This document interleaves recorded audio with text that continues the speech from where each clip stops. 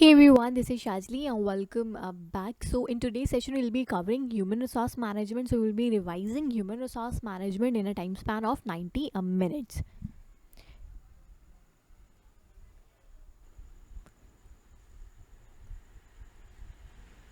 Now, if we talk about what exactly human resource management is, तो human resource management की अगर हम बात करें तो यहाँ पे दो वर्ड्स हैं. एक हमारा human resource एंड मैनेजमेंट हमारा. तो ह्यूमन रिसोर्सेज अगर हम मैनेजमेंट के पॉइंट ऑफ व्यू से बात करें या हम बिजनेस पॉइंट ऑफ व्यू से बात करें तो यहाँ पे हम लोग ह्यूमन रिसोर्स को ह्यूमंस को हम बात करें तो एक रिसोर्स की तरीके से ट्रीट किया जाता है. जैसे हमारे पास में फाइनेंशियल रिसोर्सेज होते हैं ना, उसी तरीके से ह्यूमन को भी रिसोर्स की तरीके से हम लोग ट्रीट करते हैं. एंड उसी रिसोर्स का मैनेजमेंट करना इज ऑल अंडर हमारा human resource management. Now if we talk about पहला टॉपिक हमारा that is HRP. What do you mean by HRP यानी ह्यूमन रिसोर्स प्लानिंग की अगर हम बात करें तो ह्यूमन रिसोर्स प्लानिंग क्या है. तो human resource planning is a process of forecasting the future human resource requirements of the organization and determine करना as to how जो मेरा existing capacity है, मेरा जो existing capacity है organization का, उसको हम utilize कर सकते हैं इस particular requirements के लिए. यानी हम आज कल की जो मेरी human resource की needs होने वाली हैं उसको मैं plan out कब कर रही हूँ, आज मैं plan out करने की कोशिश करती हूँ. तो ये एक process है जहाँ पे जो मेरी management है organization के अंदर, वो जो future डिमांड होने वाली है, कल को जो मेरी डिमांड होने वाली है ह्यूमन रिसोर्स की ऑर्गेनाइजेशन के अंदर, उसको उस सप्लाई से अप्रोप्रिएटली हम कह सकते हैं मैच करने की कोशिश करेंगे, अप्रोप्रिएट टाइम पे, अप्रोप्रिएट प्लेस पे.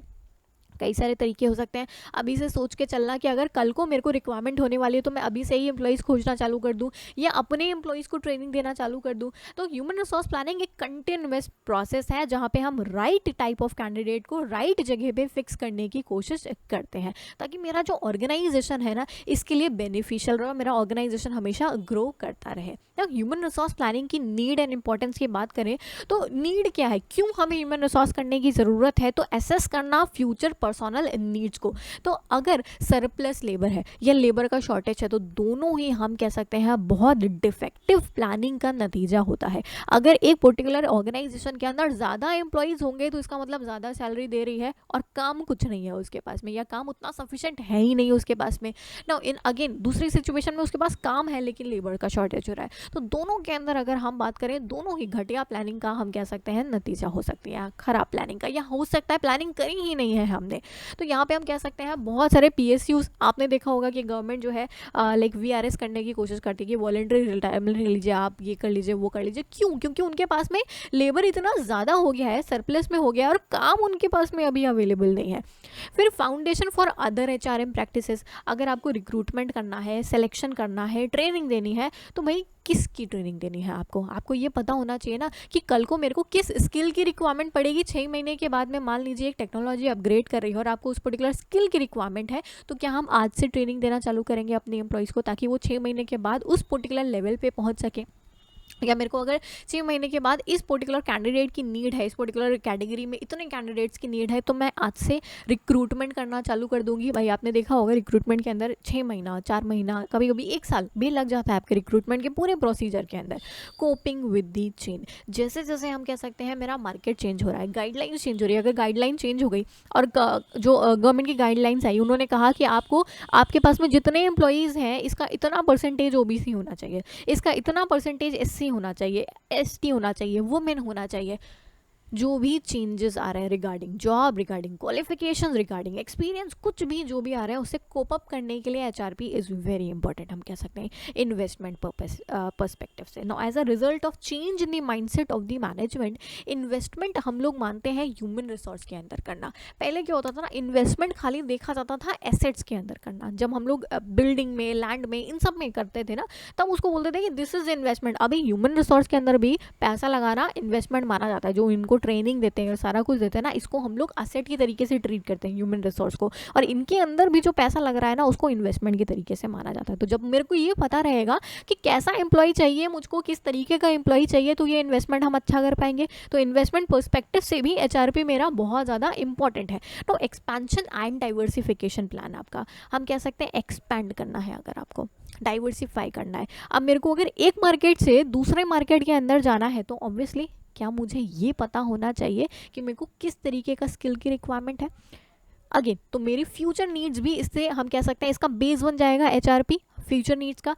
फिर एम्प्लॉई टर्नओवर, अगर मेरा एम्प्लॉय जल्दी जल्दी छोड़ के जा रहा है, ऑर्गेनाइजेशन होता है ना कई बारी कि कुछ हमारी जो एम्प्लॉई होती है, हमारी जो लेबर होती है, वो आई एंड छोड़ के चली गई हमारी, तो हमको उससे भी कोप अप करना पड़ेगा कि सडनली एक पोजीशन मेरी मान लीजिए खाली पड़ गई है, ये देखना कि कितने एम्प्लॉई जो है वो छोड़ के जाते हैं, तो उसके अकॉर्डिंगली हमको पहले से ही रेडी रखना पड़ेगा अपना plan, conformity with government guideline, जो भी SC ST पे लिख दिया है, OBC होगा ये आपका।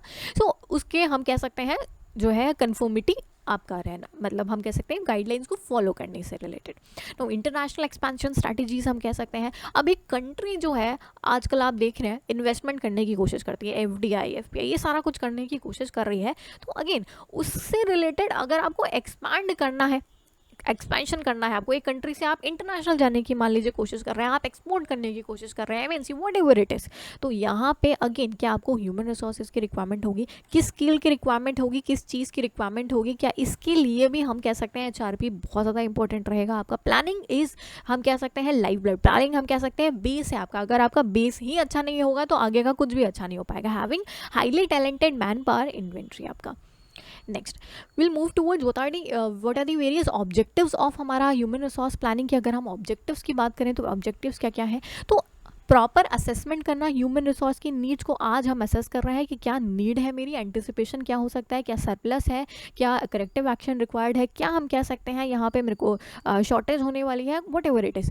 देन हाईली टैलेंटेड वर्कफोर्स को हम कह सकते हैं ऑर्गेनाइजेशन के अंदर क्रिएट करने की कोशिश करते हैं, वीकर सेक्शन को प्रोटेक्ट करने की कोशिश करते हैं, इसीलिए हमने देखा होगा ना SC ST वुमेन इन सबको हम कह सकते हैं कि कहीं ना कहीं एक लेवरेज सॉर्ट ऑफ प्रोवाइड करने की कोशिश करते हैं, कोटा जिसको हम बोलते हैं वो देने की कोशिश करते हैं। चैलेंजेस देखने के लिए मॉडर्नाइजेशन, रीस्ट्रक्चरिंग करने की कोशिश करेंगे, री इंजीनियरिंग करने की कोशिश कर रहे हैं ड्यू टू मॉडर्नाइजेशन, क्योंकि हमको पता है कि सारी चीज़ें भी चेंज होती जा रही है, रैपिडली टेक्नोलॉजी आपकी चेंज हो रही है, तो इसको कोप अप करने के लिए भी हमको HRP रिक्वायर्ड रहती है। नो ह्यूमन रिसोर्स की ये आपकी प्रोजेक्ट है, इस प्रोसेस है जो हमने अभी डिस्कस करी। Know if I talk about the next topic that is job analysis. What is job analysis if I talk about, तो जब भी आपने प्लान आउट कर लिया कि भाई this is what my requirements would be in future, यानी मेरे को ऐसा ह्यूमन रिसोर्स चाहिए होगा या मुझे को इतना ह्यूमन रिसोर्स चाहिए होगा, इस स्किल का चाहिए होगा, इस वो का चाहिए होगा, तो क्या जॉब क्रिएशन हो रहा है, इसका मतलब जॉब क्रिएशन है या कोई जॉब खाली है वट एवर, तो क्या उस जॉब को एनालाइज करना इज़ वेरी इंपॉर्टेंट। जॉब को एनालाइज करने का मतलब कि अगर ये पर्टिकुलर जॉब है मेरी, तो क्या मुझे पहले इस जॉब के बारे में पता होना चाहिए। अनटिल एंड अनलेस मुझे इस जॉब के बारे में नहीं पता है, मैं कभी ये नहीं बता पाऊंगी कि किस तरीके का कैंडिडेट मुझे चाहिए। तो हम कह सकते हैं जॉब एनालिसिस के दो पार्ट्स हैं मेरे, इस जॉब का पूरा एनालिसिस करने के दो पार्ट्स हैं। एक तो हो गया मेरा जॉब डिस्क्रिप्शन जिसको हम बोलते हैं, एक हो गया मेरा जॉब स्पेसिफिकेशन। तो दो तरीके से हम कह सकते हैं, दो पार्ट्स में एनालाइज करने की कोशिश करते हैं। तो जॉब डिस्क्रिप्शन के अंदर क्या देखने की कोशिश करेंगे, हम कह सकते हैं कहेंगे जॉब को डिस्क्राइब करना कि जॉब का लोकेशन क्या रहने वाला है, जॉब का ड्यूटी क्या है, जॉब के अंदर क्या रहे, ये सारी चीज़ें हमारा हम कह सकते हैं। और जॉब स्पेसिफिकेशन के अंदर इन ड्यूटीज़ को पूरा करने के लिए इसके ऊपर हमको कितनी क्वालिफिकेशन या कितनी स्पेसिफिकेशन का लेबर चाहिए, ये हम लोग कहाँ पे बताने की कोशिश करेंगे, जॉब स्पेसिफिकेशन के अंदर। और ये दोनों किसके अंदर आते हैं, जॉब एनालिसिस के अंदर। तो अगर देखिए प्राइमरी टूल है जॉब रिलेटेड डेटा को कलेक्ट करने के लिए ना, process results in collecting and recording two sets of data including job description and job specification. आपका जॉब वैकेंसी आपकी फुलफिल नहीं हो सकती जब तक ये दो डेटा आपके पास में अवेलेबल ना हो। जॉब की क्या रिक्वायरमेंट है और जॉब होल्डर आपको कैसा चाहिए, ये आपको पता होना चाहिए। तो जॉब डिस्क्रिप्शन की अगर हम बात करें, टाइटल, लोकेशन, समरी, कंडीशंस क्या होंगी, वर्किंग कंडीशंस, ये सारा हम लोग एनालाइज करने की कोशिश करेंगे। देन जॉब स्पेसिफिकेशन के अंदर क्या देखेंगे कि किस क्वालिफिकेशन का पर्सन चाहिए, उसके अंदर कितना एक्सपीरियंस होना चाहिए, उसकी ट्रेनिंग कैसी होनी चाहिए, यानी उसका लेवल कितना, उसके अंदर स्किल्स कितनी होनी चाहिए, उसका इमोशनल कैरेक्टरिस्टिक्स कैसा होना चाहिए, क्या वो स्टॉफ होना जो है एकदम rough and tough sort of होना चाहिए या इमोशनल होना चाहिए। हमको ऐसा कैंडिडेट चाहिए जो दूसरों के बारे में सोच सके या दूसरों के इमोशंस को समझ सके। कई बार ऐसा कैंडिडेट चाहिए होता है, कई बार ऐसा कैंडिडेट चाहिए होता है जो बहुत ज़्यादा रफ एंड टफ हो। तो हम कह सकते हैं क्या कैरेक्टरिस्टिक्स आपको चाहिए, ये सारी कहाँ पे स्टडी करने की कोशिश करेंगे, under job specification. Next, what are the key differences between job description and job specification? Again these two topics are very important from your examination point of view.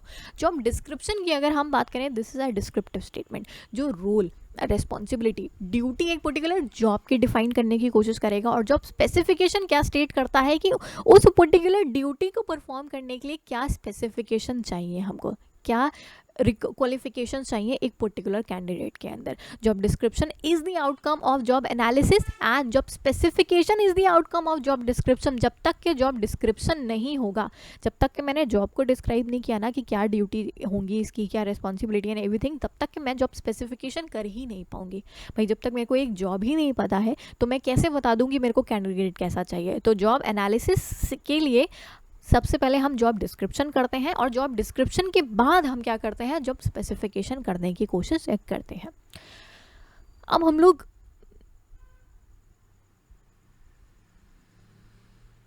आगे मूव ऑन करेंगे, that is recruitment.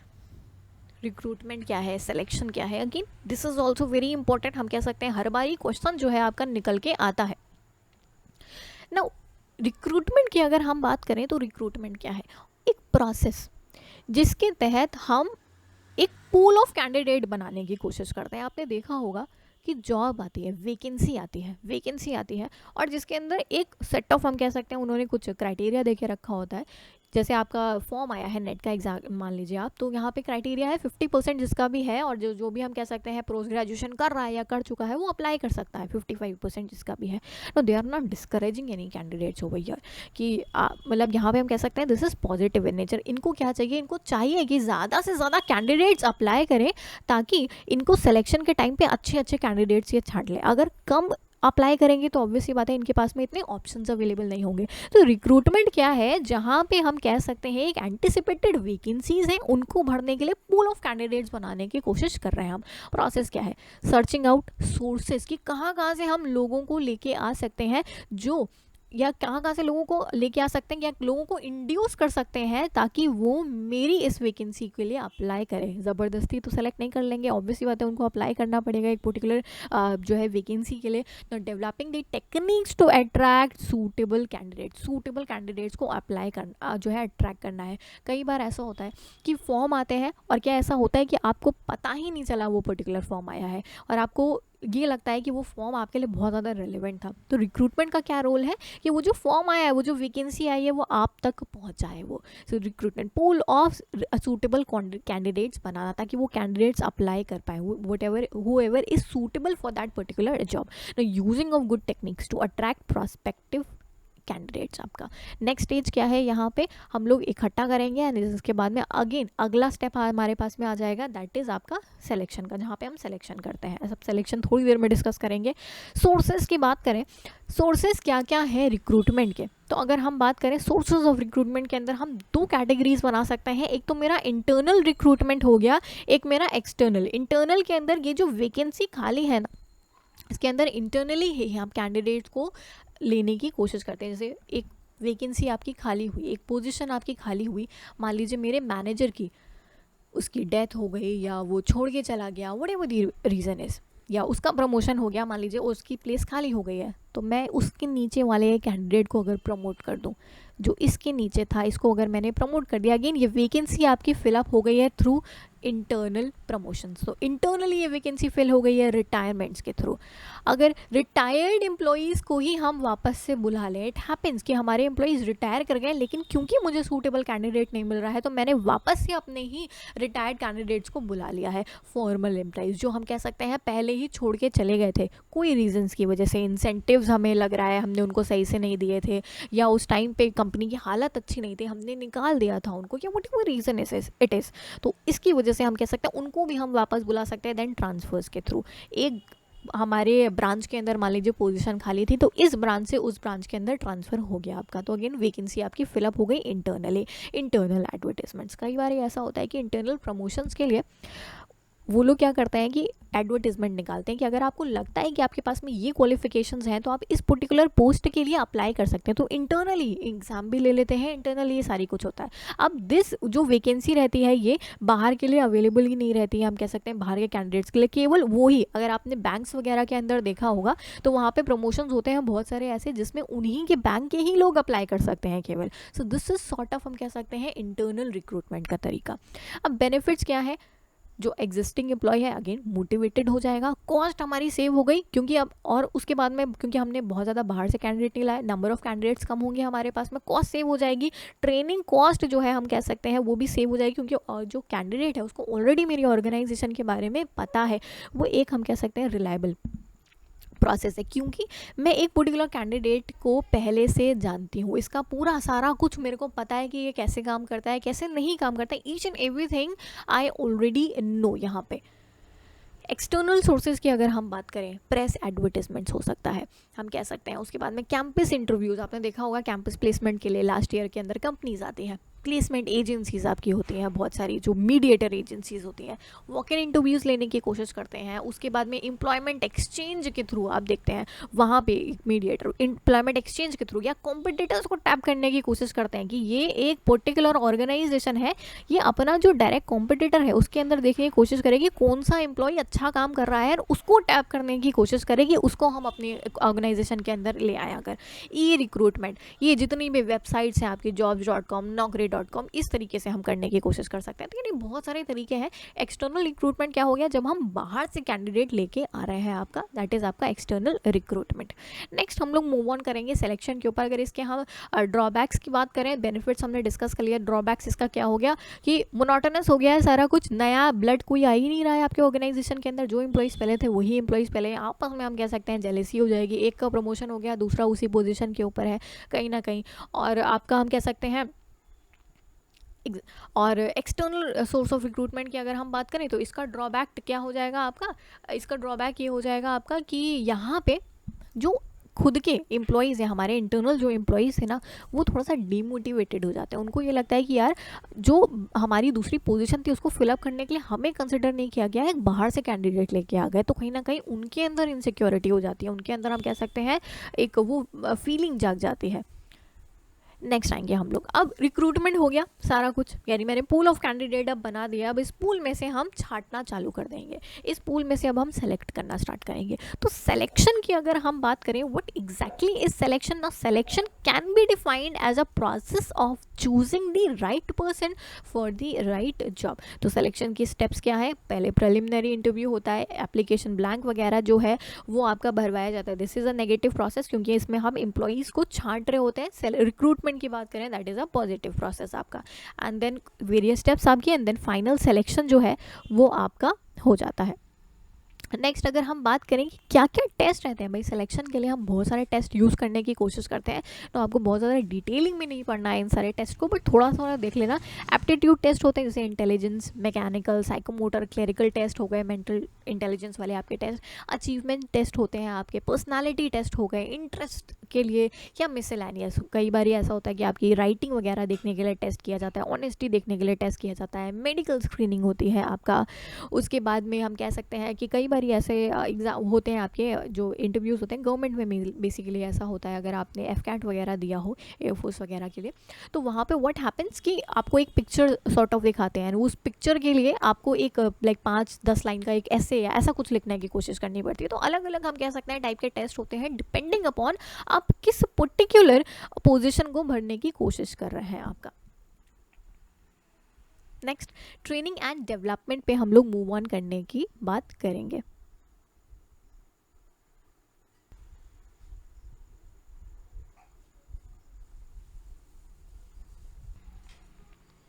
Training and development की बात करेंगे ना। अब मैंने क्या किया, मैंने रिक्रूटमेंट कर लिया, मैंने सिलेक्शन कर लिया, अब जो मेरे पास में कैंडिडेट है इसको क्या करने की कोशिश करेंगे, ट्रेनिंग वगैरह देने की कोशिश करेंगे ना। ट्रेनिंग क्या है, training consist of planned programme जो हम लोग अंडरटेक करते हैं अपने एम्प्लॉई को इम्प्रूव करने के लिए, एम्प्लॉई की स्किल्स इम्प्रूव करने के लिए, उसका एटीट्यूड इम्प्रूव करने के लिए, उसका उसका सोशल बिहेवियर इंप्रूव करने के लिए, उसकी परफॉर्मेंस इंप्रूव करने के लिए, यानी कोई भी हम कह सकते हैं हमारा मोटिव हो सकता है। कई बार स्किल्स इंप्रूव करनी होती है, कई बार कुछ एम्प्लॉयज़ जो होते हैं वो बहुत ज़्यादा हम कह सकते हैं वो कंट्रोल नहीं कर पाते हैं खुद को, अपने इमोशंस को कंट्रोल नहीं कर पाते, अपने एटीट्यूड को, ईगो को कंट्रोल नहीं कर पाते नो, एंड अगेन उनके अंदर स्किल्स बहुत ज़्यादा होती है, तो जो ऑर्गेनाइजेशन है उनको कंट्रोल करने की कोशिश करती है, तो इसके लिए भी ट्रेनिंग प्रोवाइड होती है। तो ट्रेनिंग की अगर हम बात करें, एक शॉर्ट प्रोसेस होती है जिसके जो it is applied to technical staff, lower middle senior level management, किसी को भी अप्लाई कर सकते हैं एक पर्टिकुलर स्किल्स या एक पर्टिकुलर बिहेवियर को सिखाने के लिए।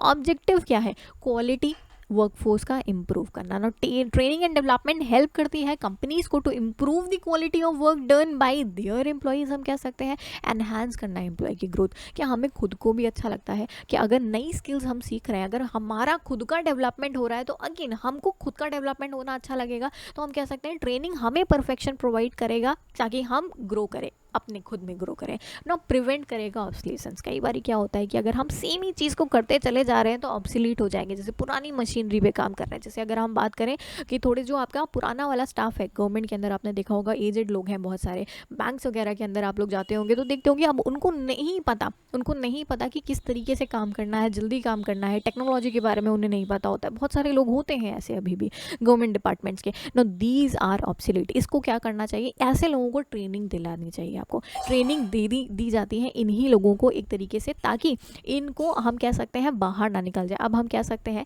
अगर पर्टिकुलर अगर हम उसकी बात करें गवर्नमेंट की, तो यहाँ पर तो नहीं निकालते हैं, बट प्राइवेट की अगर हम बात करें तो निकाल दिया जाता है अगर ऑब्सोलीट हो जाते हैं हमारे एम्प्लॉयज़।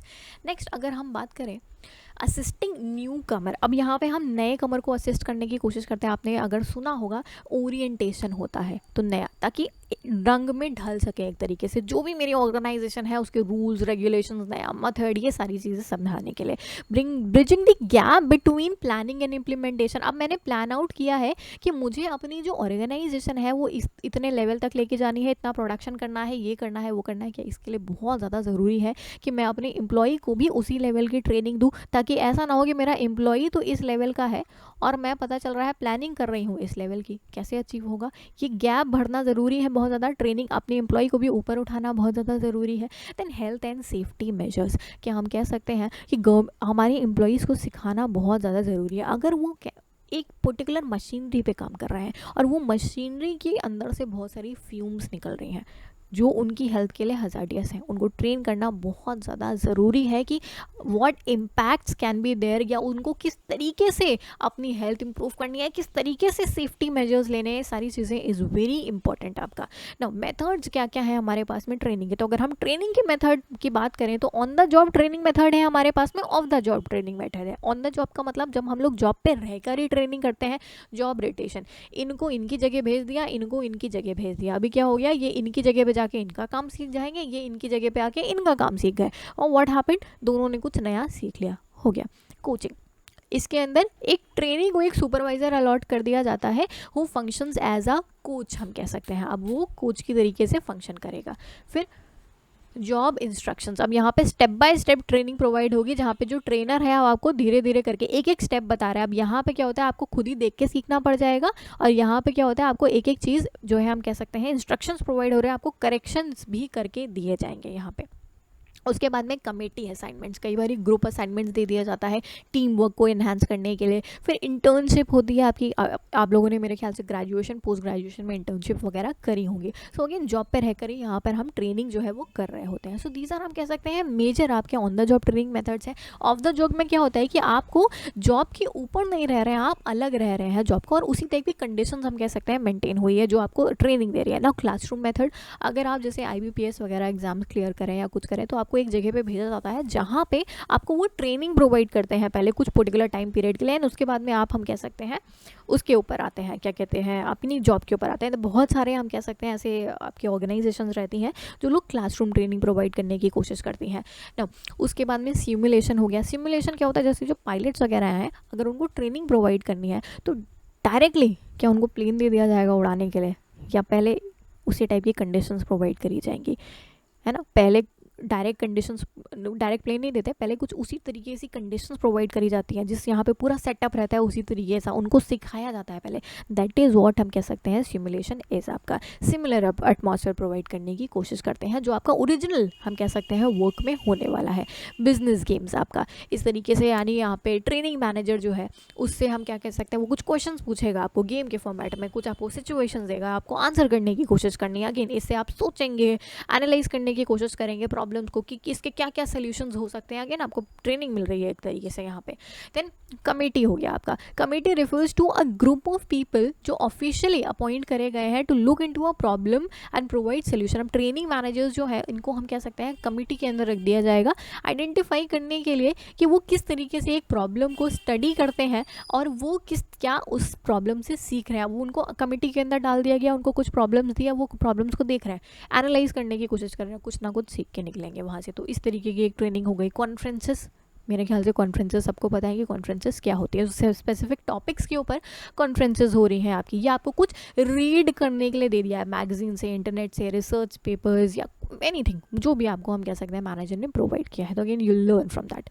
इन बास्केट ट्रेनिंग हो गई आपकी, जहाँ पे हमको कुछ पर्टिकुलर फाइल्स दे दी है, आपको ये बास्केट के अंदर जो भी फाइल्स हैं अब आपको देखना है, इनको फिनिश करना है, आपको डिसीजंस लेना है एक स्पेसिफिक टाइम पीरियड के अंदर। टाइम मैनेजमेंट आप इससे सीखेंगे। आप ये सीखेंगे कि लिमिटेड टाइम में अगर आपको काम करना है तो कौन सी चीज़ को आप प्रायोरिटी देने की कोशिश करेंगे, कैसे आप डिसीजन लेने की कोशिश करेंगे। देन रोल प्ले हो गया, जहाँ पे किसी और की प्रॉब्लम है और हम कह सकते हैं आपको उसको रोल के तरीके से अज्यूम करके आपको करने की कोशिश करनी, मतलब रोल उसका प्ले करना है। तो आपको क्या पता चलेगा, आप स्टेप करेंगे किसी और के शूज़ के अंदर कि उसकी प्रॉब्लम के टाइम पे, यानी उसकी जगह पे अगर हम रहते हैं तो किस तरीके से उस प्रॉब्लम को हम फेस करेंगे। तो इससे क्या होता है कहीं ना कहीं कि हम एक दूसरे को ज़्यादा अच्छे से समझ पाते हैं, एक तरीके से एक दूसरे की परफॉर्मेंस को समझ पाते हैं कि अच्छा उनसे ये गलती हुई थी तो क्यों हुई थी, हो सकता है ऐसा हुआ क्योंकि ये मेरे साथ भी हो रहा है, because you are playing that role at this particular point of time. Then grid training method होता है। ग्रिड ट्रेनिंग मेथड के अंदर हम कह सकते हैं this is a continuous method, phased programme है ग्रिड ट्रेनिंग का आपका। अब यहाँ पे फेजेस होती हैं, प्लानिंग, डेवलपमेंट की, implementation, evaluation. Of grid takes into consideration planning line, concern for people and concern for production होगा, ये दोनों पे पीपल लिख दिया है, concern for people and concern for production. I believe grid आप लोगों ने पढ़ के रखी होगी, मैनेजमेंट ग्रिड वगैरह। सो इसके अंदर हम लोग देखने की, एनालाइज करने की कोशिश करते हैं कि कितना कंसर्न है फॉर पीपल एंड कितना कंसर्न है फॉर हम कह सकते हैं आपका जो है production. Then case study method. Case study method के अंदर हम लोग कोशिश करें, केस स्टडी मेथड की अगर हम बात करें तो यूजुअली जो केस स्टडी मेथड है वो डील करता है विद एनी प्रॉब्लम्स जो बिजनेस कन्फ्रंट करता है, और ये प्रॉब्लम सॉल्व कौन करेगा, एम्प्लॉय सॉल्व करेगा। यानी उसको एक केस दे दिया गया है, उसको एक अपॉर्चुनिटी दी गई है कि वो भाई एक केस है उसको एनालाइज करे एंड इसको सॉल्व करने की कोशिश करे, या उसके पॉसिबल सोल्यूशंस हमें प्रोवाइड करने की कोशिश करे कि एक पर्टिकुलर सिचुएशन के अंदर क्या क्या चीज़ें हो सकती हैं ना। ये सारी चीज़ें इसलिए भी करने की कोशिश करते हैं, कई बार ऐसा होता है कि हमें अपनी प्रॉब्लम का जो सोल्यूशन है वो खुद नहीं पता चल रहा होता है, बट कोई और अगर हमें बताता है तो हमें लगता है यार दिस वाज वेरी इजी, हमें क्यों नहीं आया। सो इन मेथड्स के अंदर से ये भी एक हम कह सकते हैं प्लस पॉइंट निकल के आता है। ट्रेनिंग का प्रोसीजर क्या रहता है, नीड डिटरमाइन करा, सेलेक्ट किया किसको ट्रेनिंग देना है, पैरामीटर्स डिसाइड किए, डेवलप किया, पैकेज, प्रेजेंटेशन, परफॉर्मेंस, फॉलोअप हो गया आपका। नेक्स्ट आएंगे सक्सेशन प्लानिंग। क्या होता है, बड़ी बड़ी पोजीशंस हैं बहुत सारी, एमडी हो गया, डायरेक्टर हो गया, बहुत सारी बड़ी बड़ी पोजीशंस हैं। अब अचानक से इनकी डेथ हो जाए, ये रिटायर हो जाए, ऐसे ही तो नहीं किसी को बैठा देंगे हम उस पोजीशन के ऊपर, या पहले से हम कह सकते हैं प्लानिंग होती है इसकी पूरी कि इस पर्टिकुलर पोजीशन को भरने के लिए, इस पर्टिकुलर पोजीशन को, ये जो हाई लेवल हमारी पोजीशन है इसको फिलअप करने के लिए कौन कौन से हम कह सकते हैं कैंडिडेट्स हैं, कौन कौन से कैंडिडेट्स हैं जो इस पर्टिकुलर पोजीशन को भर सकते हैं आपका। मान लीजिए कि 4 कैंडिडेट्स हैं जो उस पर्टिकुलर पोजीशन को फिलअप कर सकते थे, सीईओ की पोजीशन थी, तो अब इनको अभी से ही ट्रेनिंग प्रोवाइड करना, अभी से ही प्लान आउट करने की कोशिश करना कि कैसे कैसे ये पोजीशन को फिलअप करेंगे, देखते हुए चलना, इनको अभी से ट्रेनिंग वगैरह प्रोवाइड करना। दैट इज़ व्हाट आपका सक्सेशन प्लानिंग इज। तो सडनली एंड अनएक्सपेक्टेडली, अनएबल और unwillingly to continue their role will the organisation, मान लीजिए हमारी पोजीशन खाली हो जाती है, कुछ भी हो जाता है, तो मेरे पास में कैंडिडेट्स ऑलरेडी अवेलेबल हो। नेक्स्ट इंपॉर्टेंस क्या है सक्सेशन प्लानिंग की ना, you can't plan for a disaster, किसी की डेथ हो सकती है कभी भी, कोई आपकी ऑर्गेनाइजेशन छोड़ के जा सकता है, दूसरी ऑर्गेनाइजेशन में जा सकता है, आपके कॉम्पिटिटर के पास में जा सकता है ना, you can not plan that कि आपको ऐसा तो हो नहीं सकता कि अगर आपका सीईओ है या आपका एमडी है वो हमेशा आपके पास में रहेगा, कभी भी छोड़ के जा सकते, you need to be prepared beforehand. Succession planning gives your colleague a voice, planning the benefits the business and now, हम कह सकते हैं प्लानिंग बेनिफिट करेगा आपके बिजनेस को अभी, क्योंकि आपको एक तरीके से बड़ी पिक्चर देखने को मिल रही है कि अच्छा ये हो जाएगा, इसके बाद में ये बंदा आ जाएगा इस पोजीशन के ऊपर, इसके बाद में ये कर सकते हैं वो कर सकते हैं, you are planning each and everything यहाँ पे आपका।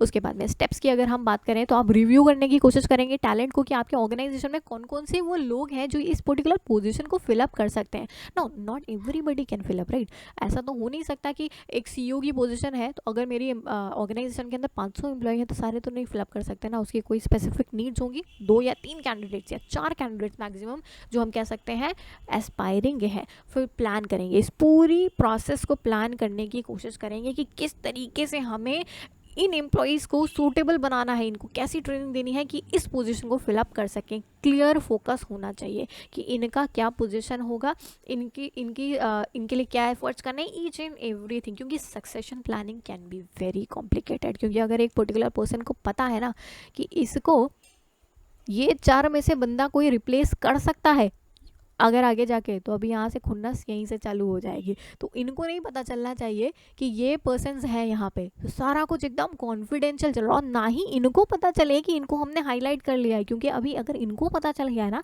कि हम चारों में से कोई एक इस पोजीशन पे जा सकता है तो अगेन इनके अंदर भी ओवर कॉन्फिडेंस वाला चीज़ आ जाएगा। तो अगर तो एकदम हम कह सकते हैं दिस इज़ वेरी कॉम्प्लिकेटेड, उनको भी नहीं पता चल रहा, इनको भी नहीं, लेकिन हम लोगों को इसको आइडेंटिफाई करते हुए चलना है। This is what succession planning is. Training the difference, training वगैरह प्रोवाइड करना, गैप को फिलअप करने की कोशिश, उनको नेसेसरी स्किल्स सिखाना, ना जस्ट इन टाइम सक्सेशन, जब नीड थी, जब उस पोजीशन को फिलअप करने की नीड आई, मेरे पास कैंडिडेट तैयार है। अभी ये नहीं कि इस कैंडिडेट को ये नहीं आता वो नहीं आता, ऐसे किसी को कैसे बैठा दे इतनी बड़ी पोजीशन पर, this problem won't be faced by the organisation at that particular time. Next हम लोग आएंगे अगले टॉपिक के ऊपर, that is compensation management. Hopefully अभी तक आपको समझ में आया होगा ना। कंपनसेशन मैनेजमेंट की अगर मैं बात करूँ, what is compensation management? Now compensation of employees for their service is an important responsibility of human resource management. हर एक ऑर्गेनाइजेशन जो है अच्छी वेजेस, फ्रिंज बेनिफिट्स देने की कोशिश करेगी ताकि आपका जो ऑर्गेनाइजेशन है, या हम कह सकते हैं आपका जो एम्प्लॉय है वो रिटेन रहे, रिवॉर्ड देने की कोशिश करेंगे। दैट इज़ व्हाट हम कह सकते हैं कंपनसेशन इज़ द। किस किस तरीके की कंपनसेशन हम देने की कोशिश करते हैं? एक तो हो गया मेरा बेस कंपनसेशन, जहाँ पे base compensation involve monetary benefit जो हम देने की कोशिश कर रहे हैं, आपकी सैलरी या वेजेस के एक्स्ट्रा आपको कोई बेनिफिट्स देने की कोशिश कर रहे हैं यहाँ पे। फिर सप्लीमेंट्री, जैसे फ्रिंज बेनिफिट, हाउस दे दिया, कुछ फूड दे दिया, कुछ मेडिकल एड दे दिया, इस तरीके का कुछ, लेकिन अपार्ट फ्रॉम मॉनेटरी। तो दिस इज व्हाट आपका सप्लीमेंट्री कंपनसेशन इज। फिर हम लोग आएंगे wage and salary administration. Wage and salary represent करता है एक सब्सटैंशियल पार्ट टोटल कॉस्ट का in most of the organisation. Now wage and salary administration बहुत ज़्यादा ज़रूरी है आपका। सिस्टमैटिक अप्रोच होनी चाहिए, इंश्योर करना कि जो एम्प्लॉयज़ हैं वो लॉजिकल वे में पे हों। ऐसा ना हो कि आपने भाई एक एम्प्लॉय को तो आप इतना ज़्यादा पे कर रहे हैं, एक एम्प्लॉय को इतना कम में, लॉजिकल वे में पे करना है, टाइम टू टाइम पे करते हुए चलना है। ये नहीं कि आपने इतना डिले कर रहा है तो इससे एम्प्लॉय आपका भाग के चला जाएगा। ना the term equity has 3 dimensions. यहाँ पे क्या रहेंगे, तो मोस्ट इंपॉर्टेंट ऑब्जेक्टिव किसी भी पे सिस्टम का वो क्या है, फेयरनेस एंड इक्विटी। इक्विटी का मतलब क्या हो गया, एक तो इंटरनल इक्विटी हो गई। इंटरनल इक्विटी का मतलब इसी ही क्वालिफिकेशन का एक कैंडिडेट था या इसी तरीके की जॉब जो कर रहा था, जिसकी इतनी ही रिस्पॉन्सिबिलिटी थी, उसकी सैलरी 25,000 थी, और एक और कैंडिडेट है जिसका क्वालिफिकेशन सेम है, सब कुछ सेम है, उसकी सैलरी 40,000 है। This should not happen. Equity होनी चाहिए यहाँ पे, एंड अंदर भी इक्विटी होनी चाहिए, इंटरनल भी होनी चाहिए, एक्सटर्नल भी होनी चाहिए। यानी दूसरा जो हम कह सकते हैं ऑर्गेनाइजेशन के अंदर है ना, उसी लेवल का उतना ही सैलरी होना चाहिए आपका, इंटरनल और इंडिविजुअल इक्विटी भी होनी चाहिए।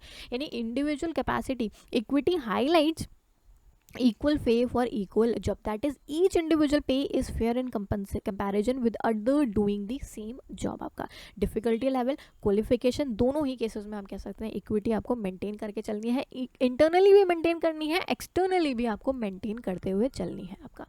Now if I talk about कि हमारे पास में क्या क्या बेनिफिट्स हैं या हम कह सकते हैं क्या क्या रिवॉर्ड्स हैं, कंपनसेशन कौन कौन से हैं, तो पहला हम लोग बात करेंगे डियरनेस अलाउंस। तो डियरनेस अलाउंस क्या है, आपका देते हैं कॉस्ट ऑफ लिविंग के लिए। इन्फ्लेशन हो रहा है बहुत ज़्यादा हम कह सकते हैं, तो यहाँ पे थोड़ा सा लाइक डियरनेस अलाउंस डीए देने की कोशिश करते हैं, थोड़ा सा पैसा एक्स्ट्रा देने की कोशिश करते हैं। बोनस की अगर हम बात करें, एडिशनल कंपनसेशन है जो उसकी नॉर्मल वेज से ऊपर हम देने की कोशिश करेंगे। उसके बाद में फ्रिंज बेनिफिट्स। फ्रिंज बेनिफिट्स क्या होता है आपका, जैसे आपने देखा होगा कि बहुत सारी ऑर्गेनाइजेशंस होती हैं वो आपको वाउचर्स देने की कोशिश करती हैं कि अगर आप लेट नाइट काम कर रहे हैं तो आपको खाना फ्री, आप कुछ भी ऑर्डर करिए 200-250 रुपये का, आप कह सकते हैं हम आपको उसका रिफ़ंड प्रोवाइड कर देंगे, या उनका हम कह सकते हैं मील्स उनके साइड से प्रोवाइड होता है। उसके बाद में मेडिकल कराते हैं, इंश्योरेंस वगैरह कराने को, बहुत सारे हम कह सकते हैं बेनिफिट ये लोग प्रोवाइड करते हैं अदर देन मॉनेटरी, हम कह सकते हैं नॉन मॉनेटरी कैब वगैरह एंड एवरीथिंग। इंसेंटिव प्लान की बात करेंगे तो इंसेंटिव प्रोग्राम जो है एक फॉर्मल स्कीम है जो यूज़ करी जाती है टू प्रमोट या एनकरेज स्पेसिफिक एक्शंस या behaviour by a specific group of people doing this during a definite period of time. अगर हम इंसेंटिव प्रोग्राम की बात करें तो बिजनेस मैनेजमेंट के अंदर क्यों यूज़ होते हैं, ये आपके मोटिवेट करना एम्प्लॉयज़ को in sales to attract and retain customers. आपका बहुत सारे प्लान्स हैं हमारे पास में। तो incentive, what are incentives at work. Incentives आपको सबको मालूम होगा कि थोड़ा सा लाइक अगर मान लीजिए सेल्स हो रही है तो इसका लाइक थोड़ा सा बेनिफिट मान लीजिए आपको दे रहे हैं 5% या ऐसा कुछ भी, दैट इज़ व्हाट आपका इंसेंटिव इज़, जो आप थोड़ा सा एक्स्ट्रा अर्न कर सकते हैं। तो इससे क्या होता है कि एम्प्लॉयज़ बहुत ज़्यादा मोटिवेटेड होता है कि नहीं हमें भी बहुत ज़्यादा काम करना है, ये करना है वो करना है, इससे हमको इंसेंटिव मिलेगा, थोड़ा सा एक्स्ट्रा सैलरी मिलेगी। तो कंपनसेशन इंसेंटिव्स में इंक्लूड बोनस, प्रॉफिट, ये सारा रिकॉग्निशन इंसेंटिव होता है। जैसे हमको जो है टॉप 3 कैंडिडेट्स जो आएंगे मॉक के अंदर उनको थोड़ा सर्टिफिकेट मिलेगा, ट्रॉफी मिलेगी, ये हो गया। रिवॉर्ड इंसेंटिव्स हो गए, आपके गिफ्ट सर्टिफिकेट्स हो गए, जैसे आपको रेफरल्स मिल सकते हैं यहाँ पे। देन अप्रिसिएशन हो गया, सेलिब्रेशन इवेंट्स हो गए, या आपको कुछ जो है बर्थडे सेलिब्रेशन, ऐसा कुछ सेलिब्रेशन सॉर्ट ऑफ मिल रहा है। Again this is also sort of आपका इंसेंटिव ही, आपके लिए कोई पार्टी वगैरह रख दी गई है या ऐसा कुछ भी रख दिया गया। देन हमारे पास में इंसेंटिव प्लान की बात करें तो अलग अलग हमारे पास में प्लान है। तो इंडिविजुअल इंसेंटिव प्लान है ना, टाइम के ऊपर बेस्ड अगर हम बात करें तो हाल से प्लान है आपके पास में, रोवन प्लान है, इमर्सन प्लान है, बेडियॉक्स प्लान है। आउटपुट के बेसिस पे बात करें तो टेलर है, मेरिक्स है, गैंट है आपके पास में। ग्रुप की अगर हम बात करें प्रीस प्लान है, और आपके पास में स्कैनियर प्लान है। Now I won't be covering all the plans because these all plans are not important from your examination point of view. 2-3 जो मेजर प्लान्स हैं that I will be covering, लेकिन ये पीडीएफ के अंदर मैंने सारे डाल के रखे हैं। तो if you guys want to study in detail you can surely study. Now Halsey premium plan की बात करेंगे। हालसे प्रीमियम प्लान की अगर हम बात करें नाउ अंडर हालसे, अब ये दोनों प्लान बहुत इंपॉर्टेंट है, हालसे भी बहुत इंपॉर्टेंट है, रोमन भी आपके लिए बहुत इंपॉर्टेंट है। तो अगर हम हालसे प्रीमियम प्लान की बात करें तो अंडर हालसे प्रीमियम प्लान मेथड जो स्टैंडर्ड टाइम है फॉर डूइंग ईच जॉब या ऑपरेशन ये फिक्स करके रखा है कि भाई एक पर्टिकुलर ये वाला जो काम है ना ये 8 घंटे में होना चाहिए, ये हम कह सकते हैं एक स्टैंडर्ड बना दिया है इन्होंने।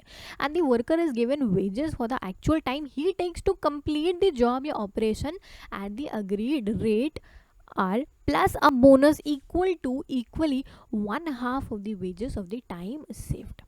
ये मैंने टाइम बताया कि ये 8 घंटे में ये काम हो सकता है, अगर ये जल्दी कर लेगा ना तो जितना इसने टाइम सेव किया है उसके लिए हम इसको अलग से इंसेंटिव प्रोवाइड करने की कोशिश करेंगे। यूजुअली जो बोनस है वो क्या होगा, 50% ऑफ द टाइम सेव्ड, जो भी उसने टाइम सेव किया उसका 50% मल्टीप्लाई करेंगे उसका जो भी रेट था, पर आवर का रेट होता है ना लेबर का, उतना इसको हम बोनस देने की कोशिश करेंगे। नाउ हालसे प्रीमियम प्लान के अकॉर्डिंग इन्होंने इंसेंटिव किसके लिए कि जितना वो आप टाइम सेव करेंगे ना उसके अकॉर्डिंग। इसका मेजर ड्रॉबैक क्या था कि वर्कर्स क्या है ना क्वांटिटी पे फोकस करने लग गए, क्वालिटी पे नहीं। अब उनको लगा जल्दी जल्दी बस भगाना है, बस अपने को बस भगाना है। एक क्लास हो ना, अगर मैं बोलूँ कि एक क्लास के अंदर इतना बस आपको जल्दी जल्दी भगाना है, तो हम कह सकते हैं यहाँ पे क्वांटिटी के ऊपर फोकस होने लगे। ये मेजर ड्रॉबैक था आपका हालसे प्लान का। नेक्स्ट आएंगे रोवन प्लान के ऊपर बात करेंगे।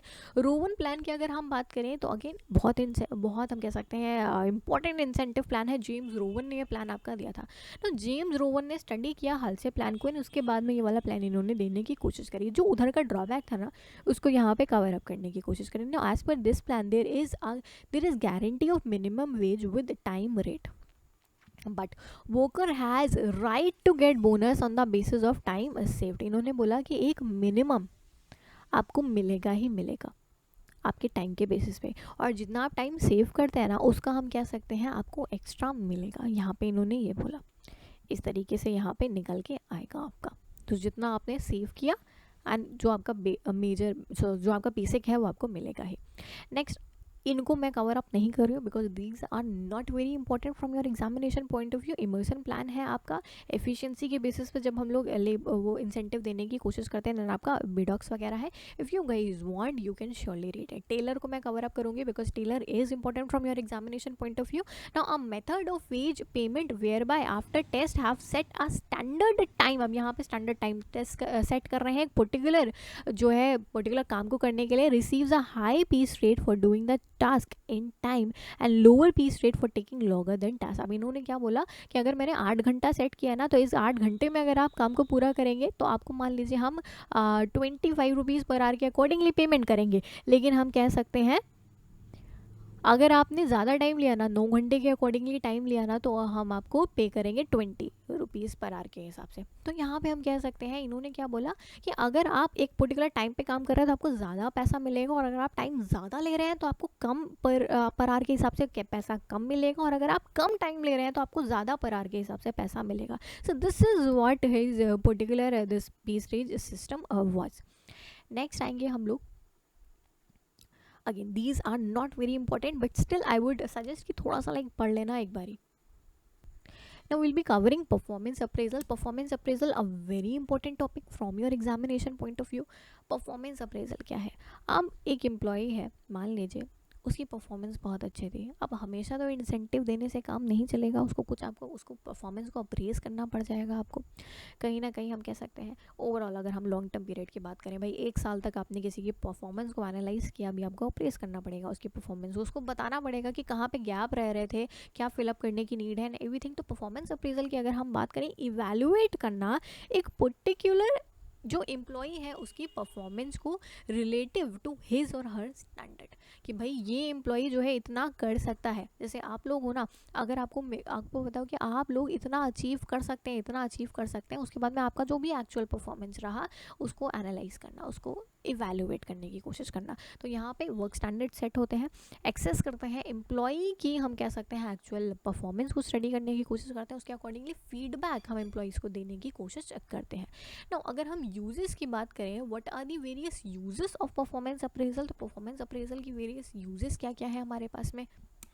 रिक्रूटमेंट, सिलेक्शन आपका, human resource development, compensation programmes, human resource planning आपका, भैया मुझे लग रहा है परफॉर्मेंस इवैल्यूएट किया, सारा कुछ किया कि मेरे को दूसरा कैंडिडेट की नीड रहेगी या गैप पड़ रहा है अभी, सारी चीज़ें, करियर प्लानिंग करना, एक पर्टिकुलर एम्प्लॉय की इसको ग्रोथ की ज़रूरत है अभी बहुत ज़्यादा, ह्यूमन रिसोर्स प्लानिंग में एवरीथिंग हम कह सकते हैं परफॉर्मेंस अप्रेजल बहुत जगह पे आपका यूजफुल रहता है। तो परफॉर्मेंस अप्रेजल की अगर मैं टेक्निक्स की बात करूँ या मेथड्स की बात करूँ, these are very very very important from examination point of view.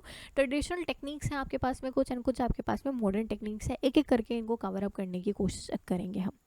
ना पहले हम लोग बात करेंगे कॉन्फिडेंशियल रिपोर्ट। अब यहाँ पे क्या होता है ना कि एक कॉन्फिडेंशियल सी रिपोर्ट बना दिया है एक पर्टिकुलर पर्सन के नाम की, जैसे मान लीजिए मिस्टर एक्स हो गए आपके या मिस्टर वाई, इनके नाम की एक रिपोर्ट बना दिया, इसके अंदर इनका फीडबैक रहता है।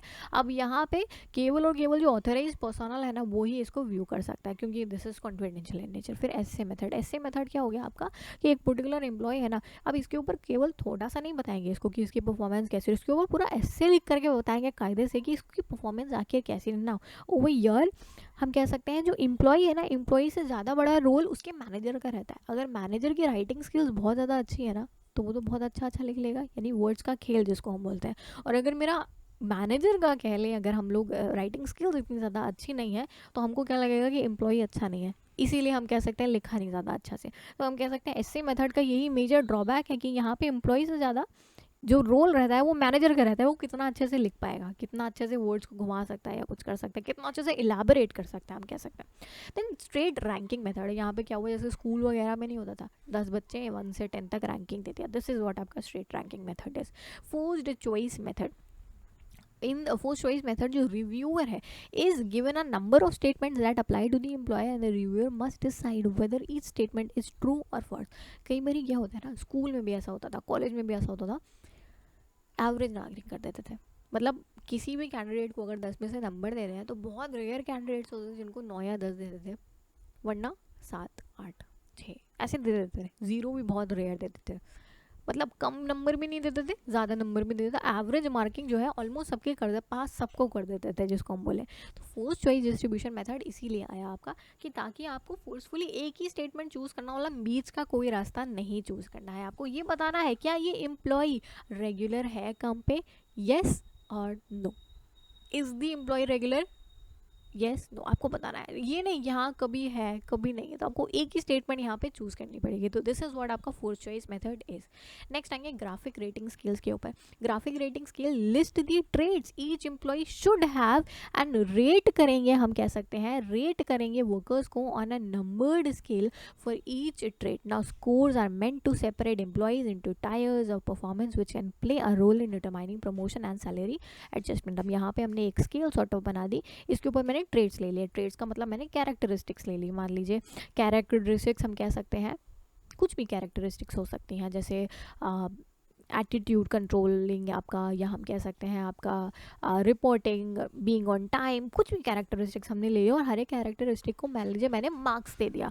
अब मैं हर एक एम्प्लॉई को बताने की कोशिश कर रही हूँ कि इसके अंदर ये ट्रेट है कि ये ट्रेट नहीं है, ऐसा करने की कोशिश कर रही हूँ, एंड टुवर्ड द एंड मेरे को एक स्कोर पता चल जाएगा हर एक कैंडिडेट का। अब ये स्कोर जो है हम कह सकते हैं बहुत बेनिफिशियल रहता है आगे चल के, जब सैलरी एडजस्टमेंट करना है, सैलरी हाइक करनी है आपको कि नहीं करनी है प्रमोशन के अंदर, तो ये जो आपका रेट रहता है ना एक तरीके से ग्राफिक्स रेटिंग के अंदर जो भी आपका स्कोर है, दिस इज़ वेरी इंपॉर्टेंट। तो दिस इज़ व्हाट आपका graphic rating scale is.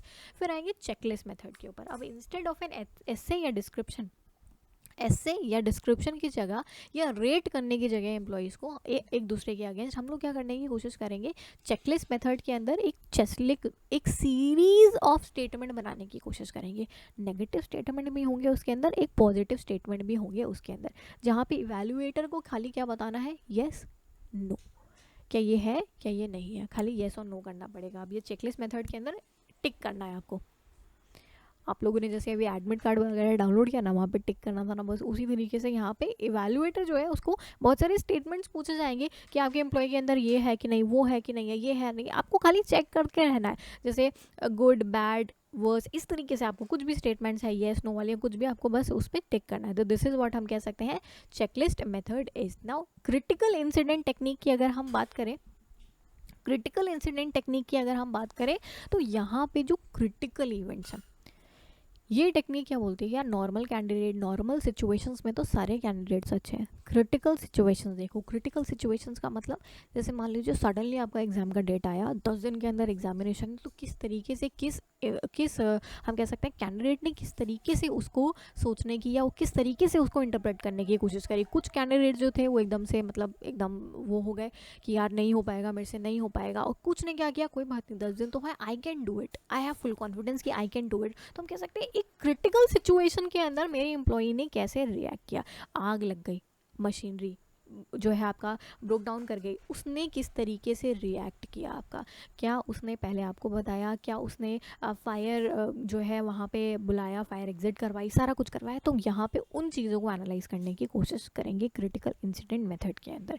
Next हम लोग आएंगे group appraisal method. Group appraisal method के अंदर जो एम्प्लॉयज़ हैं वो रेट किए जाते हैं अप्रेजल ग्रुप के अंदर। यहाँ पे यानी सिंगल कैंडिडेट नहीं आपको जो है वो कर रहा है। कई बार क्या होता है ना कि जो आपका सिंगल टेक्निक्स होती है ना, तो एक मैनेजर है अगर उसको आपके ऊपर खुन्नस है ना, तो एम्प्लॉय चाहे जितना अच्छा हो आपकी रेटिंग ख़राब ही आने वाली। तो यहाँ पे ग्रुप भी आपका बनाया जाता है, ऐसे 3-4 हम कह सकते हैं मैनेजर्स होंगे जो इकट्ठा मिल करके रेटिंग्स देने की कोशिश करेंगे। तो दिस इज आपका हम कह सकते हैं ग्रुप अप्रेजल मेथड।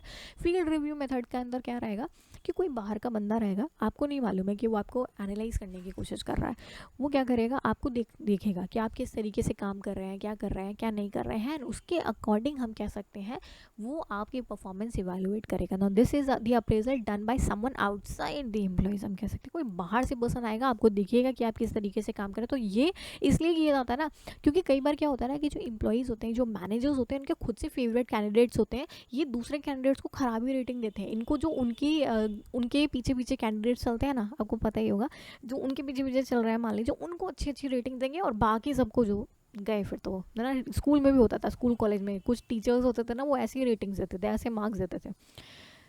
उसको उस ड्रॉबैक को हटाने के लिए, उस चीज़ को हटाने के लिए ये वाला मेथड आया था। फिर हमारे पास में मॉडर्न टेक्निक्स है। मॉडर्न टेक्निक्स के अंदर बेसिकली 4 टेक्निक्स हैं हमारे पास में। असेसमेंट सेंटर मेथड है. Assessment centre is a place to evaluate an individual potentiality and performance so as to position he और she in the core functional area. अब यहाँ पे हम लोग क्या करने की कोशिश करेंगे, जो ट्रेंड इवैल्यूएटर्स हैं वो ऑब्जर्व करेंगे, इवैल्यूएट करेंगे एम्प्लॉयज़ को as they perform the assigned jobs and they are evaluated on job related characteristics. इन्होंने क्या कहा, कुछ भी मत पूछो कि वो टाइम पे आ रहे हैं कि नहीं, वो कितना देर रुक रहे हैं, कुछ भी नहीं, केवल जो जॉब रिलेटेड कैरेक्टरिस्टिक्स है ना, जो जॉब के लिए स्किल्स रिक्वायर हैं, जो वट एवर दी क्वालिटीज़ या characteristics are important from job point of view, केवल उनके थ्रू हम जो है एक्सेस करने की कोशिश करेंगे, उनको इवेलुएट करने की कोशिश करेंगे, because rest other things are not important. इस पर्टिकुलर टेक्निक ने बोला. फिर ह्यूमन रिसोर्स अकाउंटिंग. अब ह्यूमन रिसोर्स अकाउंटिंग के अंदर क्या बोला इन्होंने, रिलेटिव वर्थ फाइंड आउट करने की बात करी. यहाँ पे इन्होंने क्या बोला कि ह्यूमन क्या है, रिसोर्स है. ऑर्गेनाइजेशन के पॉइंट ऑफ व्यू से अगर हम बोले एसेट है, इसको एनालाइज करने की कोशिश करना कि भाई इनके ऊपर कितना पैसा लगा था और इनकी कितनी वर्थ है ऑर्गेनाइजेशन के, उसके पॉइंट ऑफ व्यू से जो है हम लोग एनालाइज करने की कोशिश करेंगे या इवैल्यूएट करने की कोशिश करेंगे. एक एम्प्लॉय के ऊपर 50,000 का खर्चा आ रहा है मेरा, अगर 1 लाख का खर्चा आ रहा है, तो उसकी परफॉर्मेंस उसके अकॉर्डिंग है क्या, उसकी रिलेटिव वर्थ उसके अकॉर्डिंग वर्थ वो दे रहा है क्या एक ऑर्गेनाइजेशन को या नहीं दे रहा है, उसको एनालाइज करने की कोशिश करेंगे. यहाँ पे बिहेवियरली एंकर्ड रेटिंग स्किल्स. ना बार्स की अगर हम बात करें, are normally presented vertically with scale points ranging from 5 to 9. आप कह सकते हैं यहाँ पे points रहती हैं, यहाँ पे ऐसे इस तरीके से ratings रहती हैं, scales रहती हैं. Now it is an appraisal method that aims to combine benefits of narrative, critical incidents and quantified ratings by anchoring a quantified scale. अब यहाँ पे scale ही है एक तरीके से, ग्राफिक रेटिंग स्केल थी ना, उसी की तरीके से है. बस यहाँ पे क्या हुआ है, बार्स के अंदर हम कह सकते हैं, बार्स में इन्होंने ये जो स्केल्स है ना, इसके अंदर क्रिटिकल इंसिडेंट्स भी डाले हैं, यानी कि जो नॉर्मल इंसिडेंट्स नहीं है, जैसे फायर लग जाना या मशीनरी ब्रेकडाउन करना. अब ये रोज़ रोज़ नहीं होता है एक ऑर्गेनाइजेशन के अंदर, बहुत रेयर चीज़ें हैं, लेकिन इनको भी इनके बेसिस पे भी हम कह सकते हैं रेटिंग्स देने की कोशिश करते हैं हम लोग यहाँ पे. तो यहाँ पे हम कह सकते हैं ईच एंड एवरीथिंग हम कह सकते हैं यहाँ पे रेटिंग्स के अंदर लेने की कोशिश करते हैं. बेहतर दीज आर नॉर्मल फ्रॉम हम कह सकते हैं job point of view, abnormal condition है, सारी कंडीशन यहाँ पे एनालाइज करने की कोशिश करते हैं. ये लास्ट टेक्निक है हमारे पास में, मैनेजमेंट बाय ऑब्जेक्टिव. अब यहाँ पे क्या होता है, इस टेक्निक के अंदर एमबीओ, जो मेरा एम्प्लॉय है और जो मेरा एम्प्लॉयर है, ये दोनों लोग मिलेंगे और मिलकर के ऑब्जेक्टिव बनाने की कोशिश करेंगे, एंड देन उसके उस बेसिस के ऊपर हम लोग परफॉर्मेंस को देखने की कोशिश करेंगे. Now MBO method of performance appraisal are results oriented. Now that is this seek to measure employee performance by examining the extent to which predetermined objective आपने अचीव किए. अब अगर एम्प्लॉयर पहले मान लीजिए ऑब्जेक्टिव बनाता था कि आपको 100 यूनिट का प्रोडक्शन करना है, मान लीजिए ये स्टैंडर्ड सेट करता था, हो सकता है इस पर्टिकुलर एम्प्लॉय के लिए 100 यूनिट्स बहुत ज़्यादा कम होते हो, इसे लगता हो कि यार ये एम्प्लॉयर मुझे सही से नहीं जो है वो करने दे रहा है, मैं 150 यूनिट्स प्रोड्यूस कर सकता हूँ, और ऐसा भी हो सकता है इसके ऊपर बर्डन पड़ रहा है. तो अब ये दोनों लोग मिलकर डिसाइड करेंगे कि इनको कितने यूनिट्स का प्रोडक्शन करना है. मान लीजिए इन्होंने मिलकर डिसाइड किया 200 यूनिट्स का प्रोडक्शन करना है. अब इसके बेसिस पे इसकी परफॉर्मेंस इवैल्यूएट करी जाएगी बाद में कि इसने बोला था, इसी ने ऑब्जेक्टिव सेट किया था, प्री डिटरमिन ऑब्जेक्टिव से दोनों ने मिलकर सेट किए थे, अब इसने कितना अचीव किया कितना नहीं अचीव किया. दिस इज व्हाट आपका एमबीओ इज. होपफुली आपको ये टेक्निक समझ में आ रही होंगी ना. 360 डिग्री अप्रेजल के अंदर क्या होता है, इन्होंने क्या बोला कि केवल और केवल वो मैनेजर नहीं होता है या इवैल्यूएटर नहीं होता है जिसको आपकी परफॉर्मेंस जो है हम कह सकते हैं इवैल्यूएट करने का हक होना चाहिए. आप बहुत सारे लोगों के लिए काम कर सकते हैं, आपकी परफॉर्मेंस क्या हम कह सकते हैं, आपको रेटिंग्स, आपको फीडबैक देने का हकदार बहुत सारे लोग हैं. आपके अपने जो हम कह सकते हैं एम्प्लॉयज़ हैं, पीयर ग्रुप जिसको हम लोग बोलते हैं, आपके अपने कलीग्स जो हैं या आपके जो जूनियर्स हैं, आप उनको कैसे बिहेव करें, आपके जो सुपरवाइजर्स हैं, जो कस्टमर्स हैं, सबसे फीडबैक लेने की कोशिश करेंगे. सो दिस इज़ आपका 360 डिग्री, यानी एक एक बंदे से हम लोग इवैल्यूएशन, एक एक बंदे से अप्रेजल लेने की कोशिश करेंगे, इवैल्यूएट करवाने की कोशिश करेंगे. सो दिस इज़ व्हाट आपका 360 डिग्री अप्रेजल सिस्टम इज़. यहाँ पे हर एक पर्सन आपसे, जो पर्सन कनेक्टेड है आपसे उस पर्टिकुलर एम्प्लॉय से, उस हर एक पर्सन से हम लोग फीडबैक लेने की कोशिश करेंगे, अप्रेजल कराने की कोशिश करेंगे, इवैल्यूएशन कराने की कोशिश करेंगे. डिफरेंस की अगर हम बात करें जॉब इवैल्यूएशन और जॉब परफॉर्मेंस अप्रेजल की, तो जॉब इवैल्यूएशन आपका क्या है,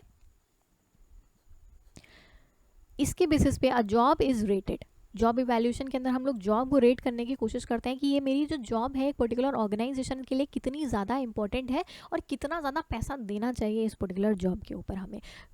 इस जॉब की सैलरी होनी चाहिए 15,000, 20,000, 25,000, 40,000, 50,000, 60,000, कितनी होनी चाहिए डिपेंडिंग अपॉन ये जॉब की एक ऑर्गेनाइजेशन के लिए कितनी वर्थ है या कितनी वर्दी है ये जॉब आपका। परफॉर्मेंस अप्रेजल के अंदर हम लोग किसको इवैल्यूएट करते हैं या किसको हम कह सकते हैं अप्रेज या किसको इवैल्यूएट करने की कोशिश करते हैं, एक जॉब होल्डर को इवैल्यूएट करने की कोशिश करते हैं। नेक्स्ट हम लोग अब नेक्स्ट टॉपिक के ऊपर मूव ऑन करेंगे, दैट इज कलेक्टिव बार्गेनिंग।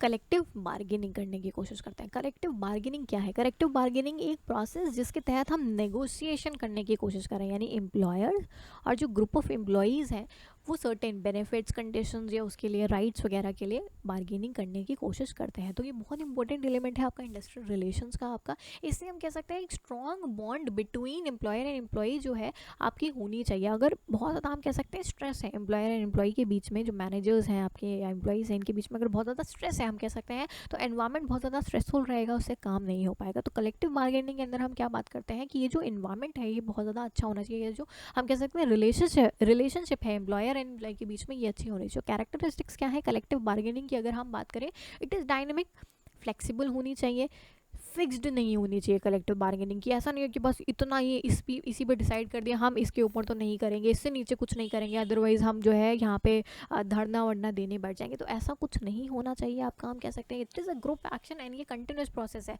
हमेशा कुछ ना कुछ आता रहेगा जिसके लिए हमें बार्गेनिंग करनी पड़ेगी। तो एम्प्लॉयर एंड एम्प्लॉय के रिलेशनशिप अगर अच्छे होंगे तो कलेक्टिव बार्गेनिंग हम कह सकते हैं बहुत अच्छी चलेगी आपकी।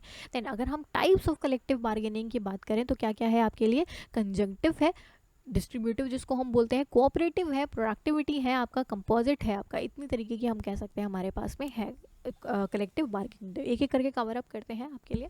तो कोऑपरेटिव बार्गेनिंग की अगर हम बात करें तो ये आपका इंटरेस्ट बेस्ड बार्गेनिंग भी होती है, विन विन बार्गेनिंग भी होती है ना। Is a negotiation strategy in which जो पार्टीज कोलैबोरेट करती हैं to find a win win solution to their dispute. ना this strategy focuses on developing mutually beneficial agreements based on interest and disputes. ये वाली कौन सी टेक्निक होती है आपकी बार्गेनिंग की, जहाँ पे हम लोग एक पर्टिकुलर सेट ऑफ कुछ चीज़ें इंट्रोड्यूस कर रहे हैं और उसको हम जो है हम कह सकते हैं कोशिश करते हैं कि यही अग्रीमेंट आपके जो है डेवलप हो जाए बाद में आपके।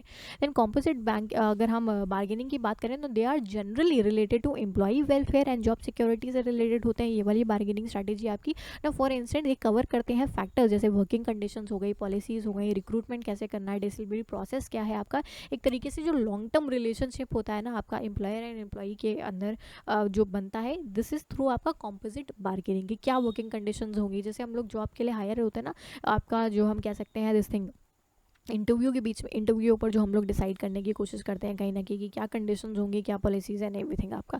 तो कॉम्पोजिट बार्गेनिंग आपका लंबे समय तक रहती है। कंजंक्टिव बार्गेनिंग की अगर हम बात करें या जिसको हम डिस्ट्रीब्यूटिव बार्गेनिंग की भी बोलते हैं ना, it is a competitive bargaining strategy in which एक पार्टी गेन करती है केवल और दूसरी वाली पार्टी लूज कर रही होती है। यहाँ पे हम नेगोशिएशन करने की कोशिश कर रहे हैं, मान लीजिए यहाँ पे दोनों पार्टी जीत रही होती है आपके, हम कह सकते हैं म्यूचुअली बेनिफिशियल एग्रीमेंट्स अगर हम करने की कोशिश करते हैं तो आपका भी कोई लॉस नहीं है, मेरा भी कोई लॉस नहीं है। लेकिन अगर हम सैलरी बढ़ाने के लिए आपसे नेगोशिएशन कर रहे हैं, आपका लॉस है, मेरा यहाँ पे फ़ायदा है, तो एक ही पार्टी यहाँ पे हम कह सकते हैं जीतती है और दूसरी वाली पार्टी का लॉस होता है।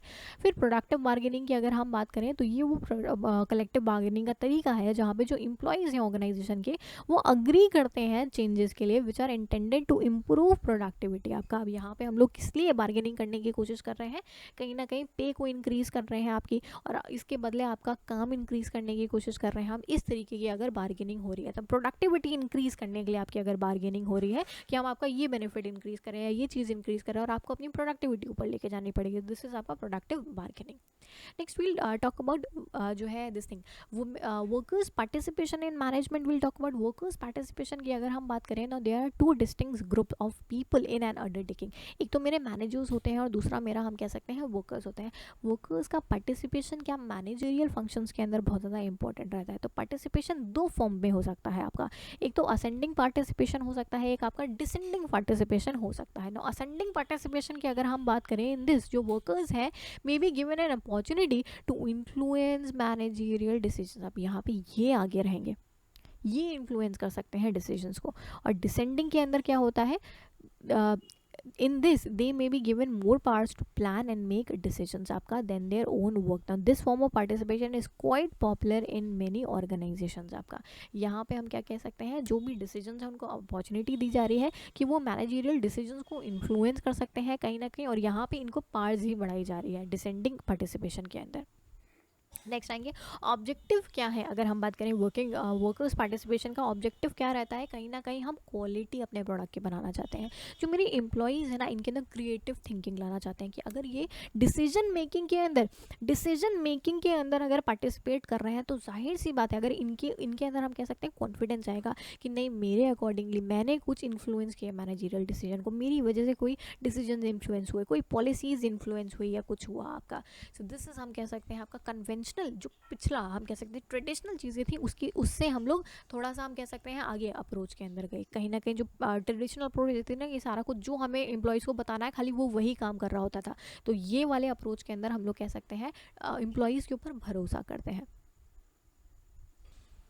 ना मोड्स ऑफ पार्टिसिपेशन की अगर हम बात करें, थ्रू वर्क्स कमेटी हो सकती हैं, जॉइंट मैनेजरियल काउंसिल्स बना सकते हैं, कलेक्टिव बार्गेनिंग के थ्रू जो आपका हम कह सकते हैं ना, जो एम्प्लॉयज़ के जो रिप्रेजेंटेटिव्स बोलते हैं ना, जो आपके बनते हैं, जैसे आपका स्टूडेंट यूनियन हो गया, इसी तरीके से एम्प्लॉय यूनियन वगैरह भी होती हैं आपकी, तो इसके थ्रू कर सकते हैं, को पार्टनरशिप के थ्रू कर सकते हैं, वर्कर डायरेक्टर हो सकता है, सजेशन स्कीम्स लेके आ सकते हैं, इसके थ्रू हम कह सकते हैं पार्टिसिपेशन करने की कोशिश कर सकते हैं.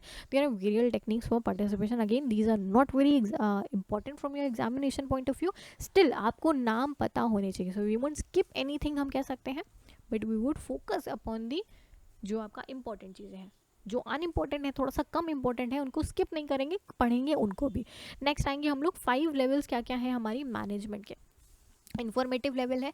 Now it refers to sharing of information with workers regarding economic position आपका फॉर्म का, स्टेट ऑफ मार्केट आपका क्या है, प्रोडक्शन एंड सेल्स का प्रोग्राम क्या है. जब तक आप एम्प्लॉयज़ को बताएंगे नहीं, एम्प्लॉयज़ काम नहीं कर पाएंगे. तो इन्फॉर्मेशन प्रोवाइड करना, कंसल्टेटिव पार्टिसिपेशन, उनसे कंसल्ट करना कि भाई हम कैसे क्या कर सकते हैं, उनको हम कह सकते हैं एम्प्लॉयज़ जहाँ पे हमें इन्फ्लुएंस करने की कोशिश करते हैं. तो एसोसिएटिव पार्टिसिपेशन हो सकता है. एसोसिएटिव पार्टिसिपेशन क्या हो गया, it is an extension of consultative participation. Now as management here is under the moral obligation to accept implement the unanimous decisions of the employees. Under this ये managers and jointly work करेंगे. यानी कि जो पहले वाला था ना, जो हम कह सकते हैं कंसल्टेटिव, यहाँ पे हम कंसल्ट करें कि भाई बताओ क्या करें. अब उन्होंने जो बोला हमें करना पड़ेगा क्योंकि उन्होंने हमें कंसल्ट किया. यहाँ पे क्या करेंगे, दोनों लोग मिल करके एक पर्टिकुलर चीज़ के ऊपर अराइज करने की कोशिश करेंगे, ताकि ऐसा ना हो कि उन्होंने जो बोला वो हमें मानना पड़ जाए. तो दिस इज़ व्हाट आपका एसोसिएटिव पार्टिसिपेशन इज़. फिर डिसिसिव पार्टिसिपेशन की अगर हम बात करें ना, it is the highest level worker participation का, जहाँ पे जो एम्प्लॉयज़ और मैनेजमेंट है ये साथ में डिसीजंस लेंगे उन मैटर्स के ऊपर जो एम्प्लॉय वेलफेयर से रिलेटेड है, प्रोडक्शन से रिलेटेड है ना, फॉर्म्स ऑफ जो है आपका दिस थिंग. नेक्स्ट आएंगे हम लोग वर्कर्स पार्टिसिपेशन इन इंडिया की. अगर हम बात करें तो हम लोगों के पास में कौन कौन से एक्ट्स हैं. इंडस्ट्रियल डिस्प्यूट एक्ट है आपका, उसके बाद में जॉइंट मैनेजमेंट काउंसिल्स होती हैं आपकी, शॉप काउंसिल्स होती हैं आपकी, जो थोड़ा सा हम कह सकते हैं नीचे लेवल के ऊपर रहती हैं आपकी. उसके बाद में हम लोग नेक्स्ट आएंगे, थोड़ा सा हम कह सकते हैं ये वाले जो है वो करने की कोशिश करेंगे, थोड़ी सी टेक्निक्स वगैरह आपकी करने की कोशिश करेंगे जो आपका न्यूली एडेड चीज़ें हैं. तो what is personality cover up करने की कोशिश करेंगे. Personality I believe is very important. ये पर्सनालिटी क्या होता है, तो पर्सनालिटी अगर हम बात करें इज मेडअप ऑफ कैरेक्टरिस्टिक्स, या हम कह सकते हैं पैटर्न ऑफ थॉट एक पर्सन का, एक पैटर्न ऑफ फीलिंग्स या बिहेवियर जो एक पर्सन को दूसरे पर्सन से अलग बनाता है या यूनिक बनाता है. तो that is what we can say is हमारा दिस थिंग पर्सनालिटी. नो अगर हम थ्योरीज़ की बात करें तो वेरियस थ्योरीज़ है हमारे पास में पर्सनालिटी. एक हमारे पास में टाइप थ्योरीज़ है. No these are the early perspectives या ऑन पर्सनालिटी आपका. नो ये जो थ्योरीज़ हैं ये क्या सजेस्ट करती हैं कि लिमिटेड नंबर ऑफ पर्सनालिटी के टाइप्स हैं which are related to biological influences. इन्होंने क्या बोला कि जो हमारे बायोलॉजिकल कैरेक्टरिस्टिक्स है ना, उसकी वजह से हमारी बहुत सारी तरीके की थ्योरीज़ जो है हम कह सकते हैं बहुत सारी तरीके की पर्सनालिटीज़ हो सकती हैं. ट्रेड थ्योरी क्या बोलती है कि मेरी जो इंटरनल कैरेक्टरिस्टिक्स कैरेक्टरिस्टिक्स है ना, उसकी वजह से सबकी पर्सनालिटी अलग अलग होती है। फिर साइको डायनेमिक थ्योरी जो है ये क्या बोलती है कि जो पर्सनालिटी है हमारी वो बहुत ज़्यादा हेविली इन्फ्लुएंस्ड है by work of Sigmund Freud, and emphasise करती है यहाँ पे इन्फ्लुएंस मेरे अनकॉन्शियस माइंड का, कि हम क्या सोचते हैं अनकॉन्शियसली, वो मेरी पर्सनालिटी को बहुत ज़्यादा इन्फ्लुएंस करने की कोशिश करती है। किसने बोला? साइकोडायनेमिक थ्योरी ने बोला।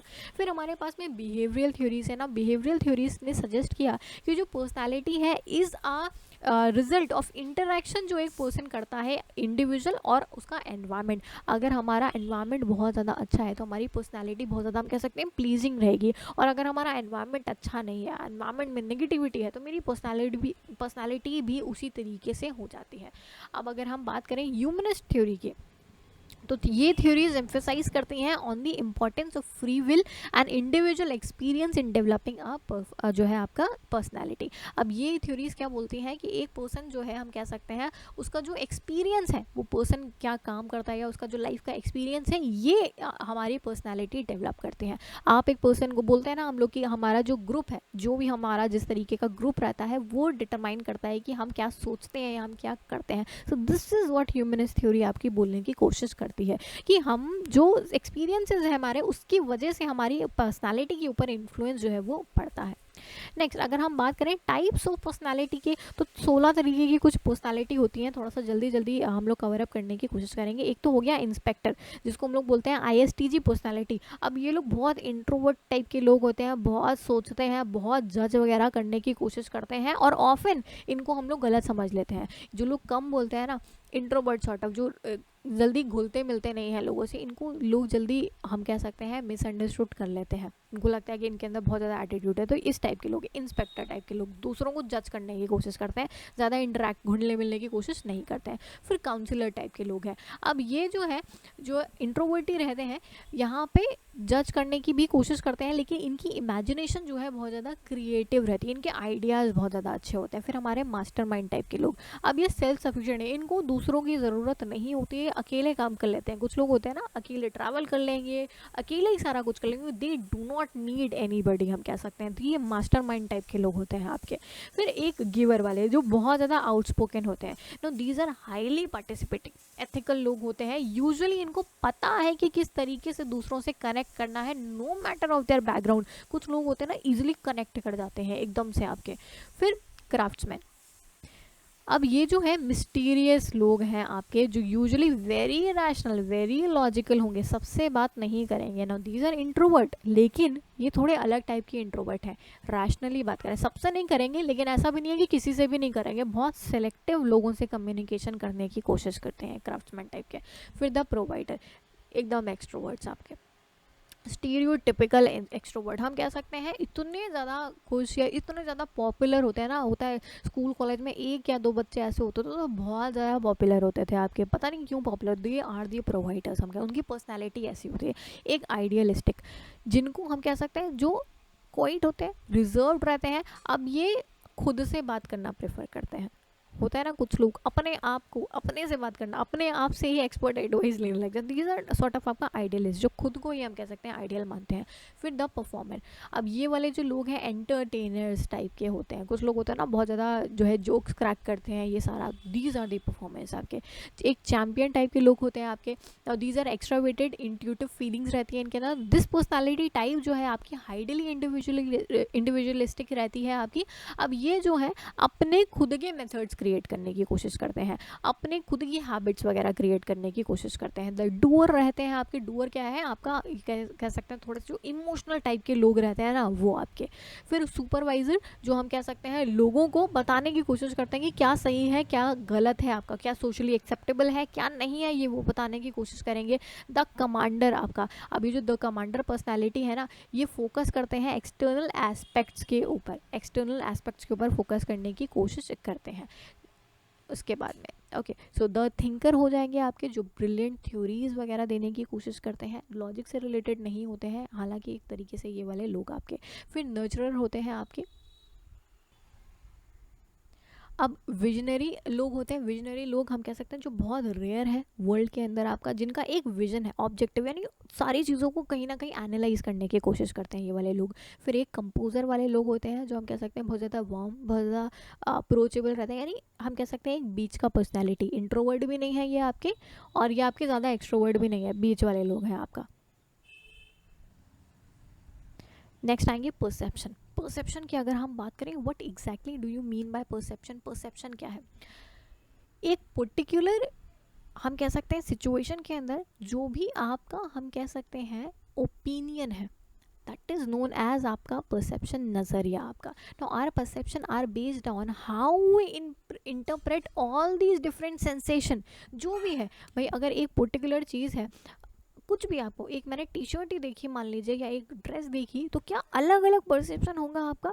एक ड्रेस देख करके किसी एक पर्सन को लग सकता है यार this is like too much, बहुत ज़्यादा हम कह सकते हैं हमारे कल्चर के अगेंस्ट है, ये है वो है। एक ड्रेस देख के एक दूसरा पर्सन बोलेगा यार दिस इज़ वेरी क्यूट, तो हम कह सकते हैं दिस इज़ व्हाट मेरा नज़रिया है एक पर्टिकुलर चीज़ को, एक पर्टिकुलर सिचुएशन को देखने का, दिस इज़ मेरा व्हाट परसेप्शन इज़। तो परसेप्शन की प्रोसेस की अगर हम बात करें तो परसेप्शन मेरा कैसे क्रिएट होता है? टिपिकली मेरा अनकॉन्शियस माइंड एंड थॉट्स होते हैं हमारे पास में पूरे नंबर ऑफ डेज में। तो अनकॉन्शियस प्रोसेस है simply one that happens without awareness.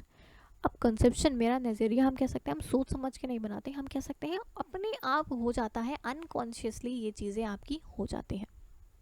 Attitude. Perception क्या हो गया? नज़रिया आपका, एक पर्टिकुलर चीज़ को देखने का तरीका। पर्सनैलिटी क्या थी आपका? जो हमारी कैरेक्टरिस्टिक्स हैं। एटीट्यूड की अगर हम बात करें, can be defined as to और रिस्पॉन्स। कुछ चीज़ें हो सकती हैं जिसके लिए आपको हम कह सकते हैं गुस्सा आ सकता है, आपका व्यू पॉइंट, आपका माइंडसेट, आपका बिलीफ हम कह सकते हैं। और कुछ चीज़ें ऐसी हो सकती हैं जिसके लिए, उसी पर्टिकुलर चीज़ के लिए किसी और को बहुत ज़्यादा खुशी हो जिस पर्टिकुलर चीज़ के लिए, तो हम कह सकते हैं आपका attitude towards a particular person, towards a particular mindset, towards a particular हम कह सकते हैं प्लेस या थिंग या सिचुएशन आपका, दिस इज़ व्हाट आपका एटीट्यूड इज़। नाउ एटीट्यूड की अगर हम बात करें, इज कंपोज्ड ऑफ 3 कंपोनेंट्स। हमारे एटीट्यूड के अंदर 3 कंपोनेंट होते हैं। कौन कौन से? एक तो मेरा कॉग्निटिव कंपोनेंट रिलेटेड विद मेरा माइंड, फिर मेरा अफेक्टिव या हम कह सकते हैं इमोशनल कंपोनेंट, जैसे होता है ना कई बारी कि हम रोने लग जाते हैं या कुछ भी ऐसा रिलेट ड्यू टू हम कह सकते हैं मेरा due to emotional characteristics attached with a particular person या पर्टिकुलर सिचुएशन आपका, या आपका हम कह सकते हैं बिहेवियरल कंपोनेंट, जो आपका बिहेवियर है। कुछ लोग होते हैं ना जिनको नेचुरली बहुत ज़्यादा गुस्सा आता है या कुछ आता है, तो दस हम कह सकते हैं आपका जो एटीट्यूड है, इसके 3 कंपोनेंट्स कॉग्निटिव, इफेक्टिव एंड हमारा बिहेवियरल। बेसिकली जो कॉग्निटिव कंपोनेंट है ये इन्फॉर्मेशन के ऊपर बेस्ड रहता है, नॉलेज के ऊपर बेस्ड रहेगा, इफेक्टिव वाला आपकी फीलिंग्स के ऊपर बेस्ड रहेगा, एंड जो बिहेवियरल कंपोनेंट है reflects how the attitude affects the way या एक्ट और बिहेव आपका। ठीक है, इस तरीके की ये एक पर्टिकुलर चीज़ किस में हम किस तरीके से बिहेव कर रहे हैं, किस तरीके से हम एक्ट कर रहे हैं, that is what is reflected in मेरा this thing behavioural component. Group dynamics cover up करने की कोशिश करेंगे कि what is group dynamics. Now if we talk about group dynamics, नाम से पता चल रहा है group dynamics deals with the attitudes, the behavioural patterns of a particular group. तो group dynamics concern how groups are formed. आपका आपने school में, कॉलेज में ग्रुप्स हम कह सकते हैं ग्रुप स्टडी करी होगी या ग्रुप में आपको असाइनमेंट्स मिले होंगे। तो ग्रुप जो है हम कह सकते हैं डायनेमिक्स क्या है, एक पर्टिकुलर ऑर्गेनाइजेशन के अंदर अगर आप 4 एम्प्लॉयज़ को या 5 एम्प्लॉयज़ को एक ग्रुप के तहत रख रहे हैं, तो वहाँ पे उस पर्टिकुलर ग्रुप के अंदर हम लोग कोशिश क्या करते हैं कि अलग अलग स्किल्स का एम्प्लॉय रखें। एक ऐसा एम्प्लॉय जो बहुत एग्रेसिव है काम करने के लिए, एक ऐसा एम्प्लॉय हम कह सकते हैं जो सारी चीज़ों को मैनेज कर सकता है, एक ऐसा एम्प्लॉय हम कह सकते हैं जो है सारी चीज़ों को कनेक्ट कर सकता है, या हम कह सकते हैं। तो अलग अलग स्किल्स के या अलग अलग हम कह सकते हैं बिहेवियर के एम्प्लॉय को रखने की कोशिश करता है। दिस इज व्हाट आपका group dynamics is. Now stages क्या है ग्रुप डेवलपमेंट की, हम कह सकते हैं ग्रुप डेवलपमेंट की हम कह सकते हैं प्रोसेस क्या है, या डेवलपमेंट का इवैल्यूएशन। ना अगर हम बात करें group development is a dynamic process, हम कह सकते हैं कोई भी एक पर्टिकुलर ग्रुप परफेक्ट नहीं हो सकता, जैसे जैसे कैरेक्टरिस्टिक्स आपके ऐड होंगे तो आपको ग्रुप्स भी चेंज करने पड़ जाएंगे। तो सबसे पहले 5 स्टेजेस है हमारे पास में। एक तो ग्रुप का फॉर्मेशन करना, एक ग्रुप को फॉर्म करना। This stage is characterised by members either a work assignment, जैसे वर्क असाइनमेंट है इसके लिए आपको ग्रुप फॉर्मुलेट करने की जरूरत पड़ सकती है, या इनफॉर्मल ग्रुप हम कह सकते हैं जो हम लोग नॉर्मली अपना फ्रेंड्स का ग्रुप वगैरह बनाते हैं।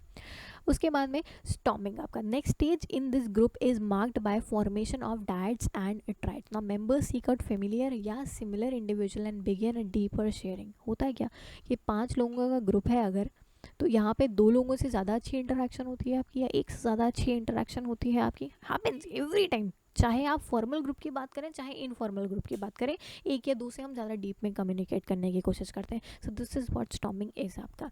नेक्स्ट अगर हम लोग बात करें नॉर्मिंग स्टेज की, तो नॉर्मिंग क्या है? Third stage of group development आपका is marked by a more serious concern about the task performance. Now dyads and triads begin to open up and seek out other members in the group. अब इनको क्या लगेगा कि नहीं, अपने दोनों से काम नहीं चलेगा, अभी धीरे धीरे सबको एक तरीके से नॉर्मलाइज करने की कोशिश करें. This is what norming is आपका. फिर परफॉर्मिंग की स्टेज आती है आपको. No this is a stage जब फुल्ली फंक्शनल ग्रुप जो है where members see themselves as a group and ये एक टास्क को करने की कोशिश करेंगे. भाई अब हम लोग सेट हो गए, सारा कुछ हो गया, अब हम लोग टास्क के ऊपर ध्यान देंगे ना. ग्रुप ईच पर्सन एक कंट्रीब्यूशन करता है. हम लोग होता है ना कि जैसे प्रोजेक्ट्स वगैरह होते थे, तुम ये कर लो, तुम वो कर लो, तुम वो कर लो, तुम वो कर लो. दिस इज व्हाट आपका परफॉर्मिंग के अंदर इंक्लूड होगा. नेक्स्ट आपका adjourning. Now in the case of temporary group, जैसे प्रोजेक्ट टीम है आपका, टास्क फोर्स हो गया या कुछ हो गया, तो यहाँ पे हम लोग क्या करने की कोशिश करेंगे, which have a limited time at hand also have a fifth stage that is आपका adjourning. यहाँ पे हम कह सकते हैं जो भी आपका टेम्पररी ग्रुप्स होते हैं, जैसे जहाँ पे टाइम लिमिट होता है, तो वहाँ पे एक स्टेज और होती है जैसे एडजर्निंग. बाकी सारे ग्रुप्स के अंदर आपकी केवल 4 ही स्टेजेस आपकी रहती हैं जहाँ पे आपको एक काम पर्टिकुलर कंप्लीट करना है, आप निकल जाएंगे काम कंप्लीट करने के लिए. लेकिन अगर आपने ग्रुप फॉर्मुलेट किया है एक पर्टिकुलर चीज़ के लिए ही, मान लीजिए फॉर्मुलेट किया है, तो वहाँ पर हम कह सकते हैं एक पर्टिकुलर टाइम पीरियड होगा उस पर्टिकुलर काम को करने के लिए, तो 5वीं स्टेज भी आपकी होगी. ना अगर हम बात करें ग्रुप डिसाइड करेगा disband. Now some members may feel happy over the performance, some people may feel unhappy over the हम कह सकते हैं परफॉर्मेंस आपका. तो हमने एक जो भी स्टैंडर्ड अपना सेट किया था, सब लोग अपना काम दिखाएंगे एक तरीके से, हम एडजॉर्न करने की कोशिश करेंगे किसने कितना काम किया, कितना अच्छा काम किया, कितना बुरा काम किया, and everything over there. So ये 5 स्टेजेस हैं आपकी, हम कह सकते हैं group dynamic. Okay, then we will talk about power and politics. आपका पावर एंड पॉलिटिक्स क्या है? Power and politics क्या है? The power and politics have been an important aspect of human civilization. Now power की अगर हम बात करें तो may be physical, may be political, may be social आपका हम कह सकते हैं. इन कॉन्टेक्स्ट ऑफ बिजनेस की अगर हम बात करें, as well power and politics dynamics की अगर हम बात करें, टेंड टू इन्फ्लुएंस करेंगे आपके डिसीजंस को, पीपल को, ट्रांजेक्शन्स को हेविली. तो अगर हम एक ऑर्गेनाइजेशन की बात करें तो यहाँ पे बहुत ज़्यादा हम कह सकते हैं डिफिकल्ट है, as it is understood and interpreted in several ways. तो अगर हम ऑर्गेनाइजेशन के पॉइंट ऑफ व्यू से बात करें कि पावर क्या है, पॉलिटिक्स क्या है, तो एक ऑर्गेनाइजेशन के अंदर एवरीबडी नोज कि पॉलिटिक्स इज देयर. लेकिन अगर हम बात करें इसको डिफाइन करने की, व्हाट इज पॉलिटिक्स एक ऑर्गेनाइजेशन के अंदर, या what is power in particular organisation, this is very very हम कह सकते हैं डिफरेंट. ना पावर जो है बेसिकली एनिमेट्स करती है फ्रॉम पोजिशन. पावर हमको हम कह सकते हैं पोजिशन से आती है या अथॉरिटी से आती है, जिससे हम लोग लोगों को इन्फ्लुएंस कर सकते हैं. अब हो भी सकता है कि एक पर्टिकुलर हम कह सकते हैं पोजिशन से आ रही है, हो सकता है किसी और चीज़ की वजह से आ रही है, पैसे की वजह से या किसी और चीज़ों की वजह से भी पावर आपकी आ सकती है. पॉजिटिवली भी आ सकती है, नेगेटिवली भी पावर जो है हमारे पास में आ सकती है. नाउ अगर हम बात करें कितने टाइप की हमारे पास में पावर है, तो एक तो हो गई कोएसिव पावर, जिसमें हम कह सकते हैं दूसरे को दबाने की कोशिश करते हैं. होता है ना कई बार कुछ लोग इस तरह दादागिरी सॉर्ट ऑफ करने की कोशिश करते हैं, तो this is I can say are coercive powers आपका. उसके बाद में आपका रिवॉर्ड पावर होता है. रिवॉर्ड पावर जैसे कि हम कह सकते हैं आपको इन्फ्लुएंस करने की कोशिश करें, एक पावर के तहत एक लोग इंसान को इन्फ्लुएंस करने की कोशिश कर रहे हैं रिवॉर्ड के उससे, कि हम आपको जो है प्रमोशन देंगे, हम आपको ये देंगे वो देंगे, इस तरीके से अगर आप इन्फ्लुएंस करने की कोशिश करें तो दिस इज आपका रिवॉर्ड पावर. फिर लेजिटिमेट पावर हो गया आपका, जो एक ऑफिशियल पोजीशन की वजह से आपकी पावर आती है. एक्सपर्ट पावर हो गई, जहाँ पे आपको जो आपके पास में स्किल्स अवेलेबल है, इसकी वजह से आपको एडेड बेनिफिट मिल रहा होता है. ना कई बार कुछ लोग आपके ऐसे कि आपको कोई नीड होती है, आपको एक माइंड में दिमाग में पर्सन आता है ना कि ये पर्सन से पूछने की कोशिश करते हैं, तो उस पर्सन को जो ये पावर है ना आपको इन्फ्लुएंस करने की, it is because of his हम कह सकते हैं स्किल्स आपका. सो दिस इज आपका हम कह सकते हैं expert power. So this is stress management, last topic for the day. तो स्ट्रेस मैनेजमेंट की अगर हम बात करें, स्ट्रेस क्या है आपका? मेंटल स्ट्रेस हो सकता है, इमोशनल स्ट्रेस हो सकता है, किसी एक पर्टिकुलर इवेंट से रिलेटेड हो सकता है, किसी एक पर्टिकुलर सिचुएशन से रिलेटेड हो सकता है. तो स्ट्रेस की अगर हम बात करें, इसको मैनेज करना बहुत ज़्यादा ज़रूरी है एक ऑर्गेनाइजेशन के पॉइंट ऑफ व्यू से. ना अगर एक ऑर्गेनाइजेशन के अंदर जो एम्प्लॉयज़ काम कर रहे हैं, नो इनके ऊपर अगर बहुत ज़्यादा स्ट्रेस है, काम का हो सकता है, इमोशनल हो सकता है, व्हाटएवर पर्सनल लाइफ से रिलेटेड हो सकता है, या आपका आप कह सकते हैं उनको एनवायरनमेंट नहीं मिल रहा है काम का, उनका कोई एक एम्प्लॉई है उनके ऑर्गेनाइजेशन के अंदर, आपने अगर स्कूल कॉलेजेस के अंदर देखा होगा रैगिंग वगैरह होती है, तो इसकी वजह से अगर अगर ऐसा कुछ हो रहा है आपके ऑर्गेनाइजेशन के अंदर, अगेन एम्प्लॉयज़ आपका छोड़ के भागने लग जाएगा अगर उसका काम पे ध्यान नहीं लगेगा। So this needs to be managed आपका। तो यहाँ पे हम क्या करने की कोशिश करते हैं, स्ट्रेस को मैनेज करने। तो एक ऑर्गेनाइजेशन के लिए again this is also very important, ये देखना कि एक एम्प्लॉय का स्ट्रेस लेवल क्या है, उसको मैनेज करने की कोशिश करना। एक एक चीज़, ह्यूमन रिसोर्स का काम अगर हम देखें तो जस्ट नॉट लिमिटेड विद एक पर्टिकुलर एम्प्लॉय को लेके आना, बल्कि एक एक लेवल के ऊपर हम देखें, एक एक उसका एटीट्यूड जानना, उसका परसेप्शन जानना, उसका हम कह सकते हैं बिहेवियर जानने की, एनालाइज करने की कोशिश करना, उसका परफॉर्मेंस एनालाइज करना, उसके बाद में उसका स्ट्रेस लेवल क्या है उसको भी मैनेज करना। ईच एंड एवरीथिंग अगर हम देखें, आपका ह्यूमन रिसोर्स जो है वो एनालाइज करने की कोशिश करेगा। Now last topic for the day, organisational development. तो ऑर्गेनाइजेशनल डेवलपमेंट की अगर हम बात करें तो is the study of successful organisational change and performance आपका। अब यहाँ पे प्राइमरी गोल की अगर हम बात करें ऑर्गेनाइजेशनल डेवलपमेंट का, वो क्या रहता है कि हमारी ऑर्गेनाइजेशन की इफेक्टिवनेस है ना, उसको हमको क्या करना है, इम्प्रूव करने की कोशिश करना है। ये जो हम कह सकते हैं with and between individual and groups, इनकी रिलेशनशिप अच्छी बनानी है हमको। तो ऑर्गेनाइजेशन की अगर हम बात करें तो यहाँ पे प्रोसेस क्या है ऑर्गेनाइजेशनल डेवलपमेंट का अगर हम बात करने की कोशिश करें, तो प्रोसेस क्या है ऑर्गेनाइजेशनल चेंज का अगर हम बात करने की कोशिश करें तो क्या है, identifying the need for change, determine करना एलिमेंट्स क्या क्या चेंज करने हैं हमको, ये चीज़ चेंज करना है, पॉलिसी चेंज करनी है, whatever we have to change, planning for effective change, then assess करना चेंज फोर्सेस को, उसके बाद में एक्शन लेना, अनफ्रीज करना, चेंज करना, रिफ्रीज करना, whatever it is, and then towards the end हमारे पास में आ जाता है फीडबैक या रिव्यू। अगर आपको सेशन अच्छा लगा हो तो प्लीज़ सेशन को लाइक करना मत भूलना। और अगर आपको ये नोट्स चाहिए, ये जो नोट्स हैं आपके, ये अगर आपको चाहिए तो लिंक जो है वो डिस्क्रिप्शन बॉक्स के अंदर देखे रखा है आपका। अब डिस्क्रिप्शन बॉक्स के अंदर मेरे टेलीग्राम चैनल का लिंक है, आप इस टेलीग्राम चैनल को ज्वाइन कर सकते हो। इससे आपको क्या पता चलेगा कि जो भी मेरे लेटेस्ट सेशन की अपडेट्स हैं, मेरे कब कहाँ पे लाइव सेशंस होते हैं, अनअकैडमी के ऊपर भी I am teaching over there, so उसको भी आप ज्वाइन कर सकते हैं, मेरी स्पेशल क्लासेस वगैरह को अटेंड कर सकते हैं। लिंक जो है डिस्क्रिप्शन में देके रखा है टेलीग्राम चैनल का। एंड अगर आपको मेरे से कनेक्ट होना है पर्सनल बेसिस पे ऑन फेसबुक या इंस्टाग्राम, तो उसका भी लिंक जो है वो डिस्क्रिप्शन बॉक्स के अंदर देके रखा हुआ है। So you guys can connect with me on Instagram on या ऑन टेलीग्राम चैनल, अगर आपको कोई डाउट्स हैं या कुछ भी है आपके। So will see you guys in the next session. Hopefully आपको सेशन अच्छा लगा होगा। अगर अच्छा लगा है तो प्लीज़ इसको लाइक करना, चैनल को सब्सक्राइब करना एंड अपने फ्रेंड्स के साथ में भी इसको शेयर करना। Will see you guys in the next session. Bye bye, take care.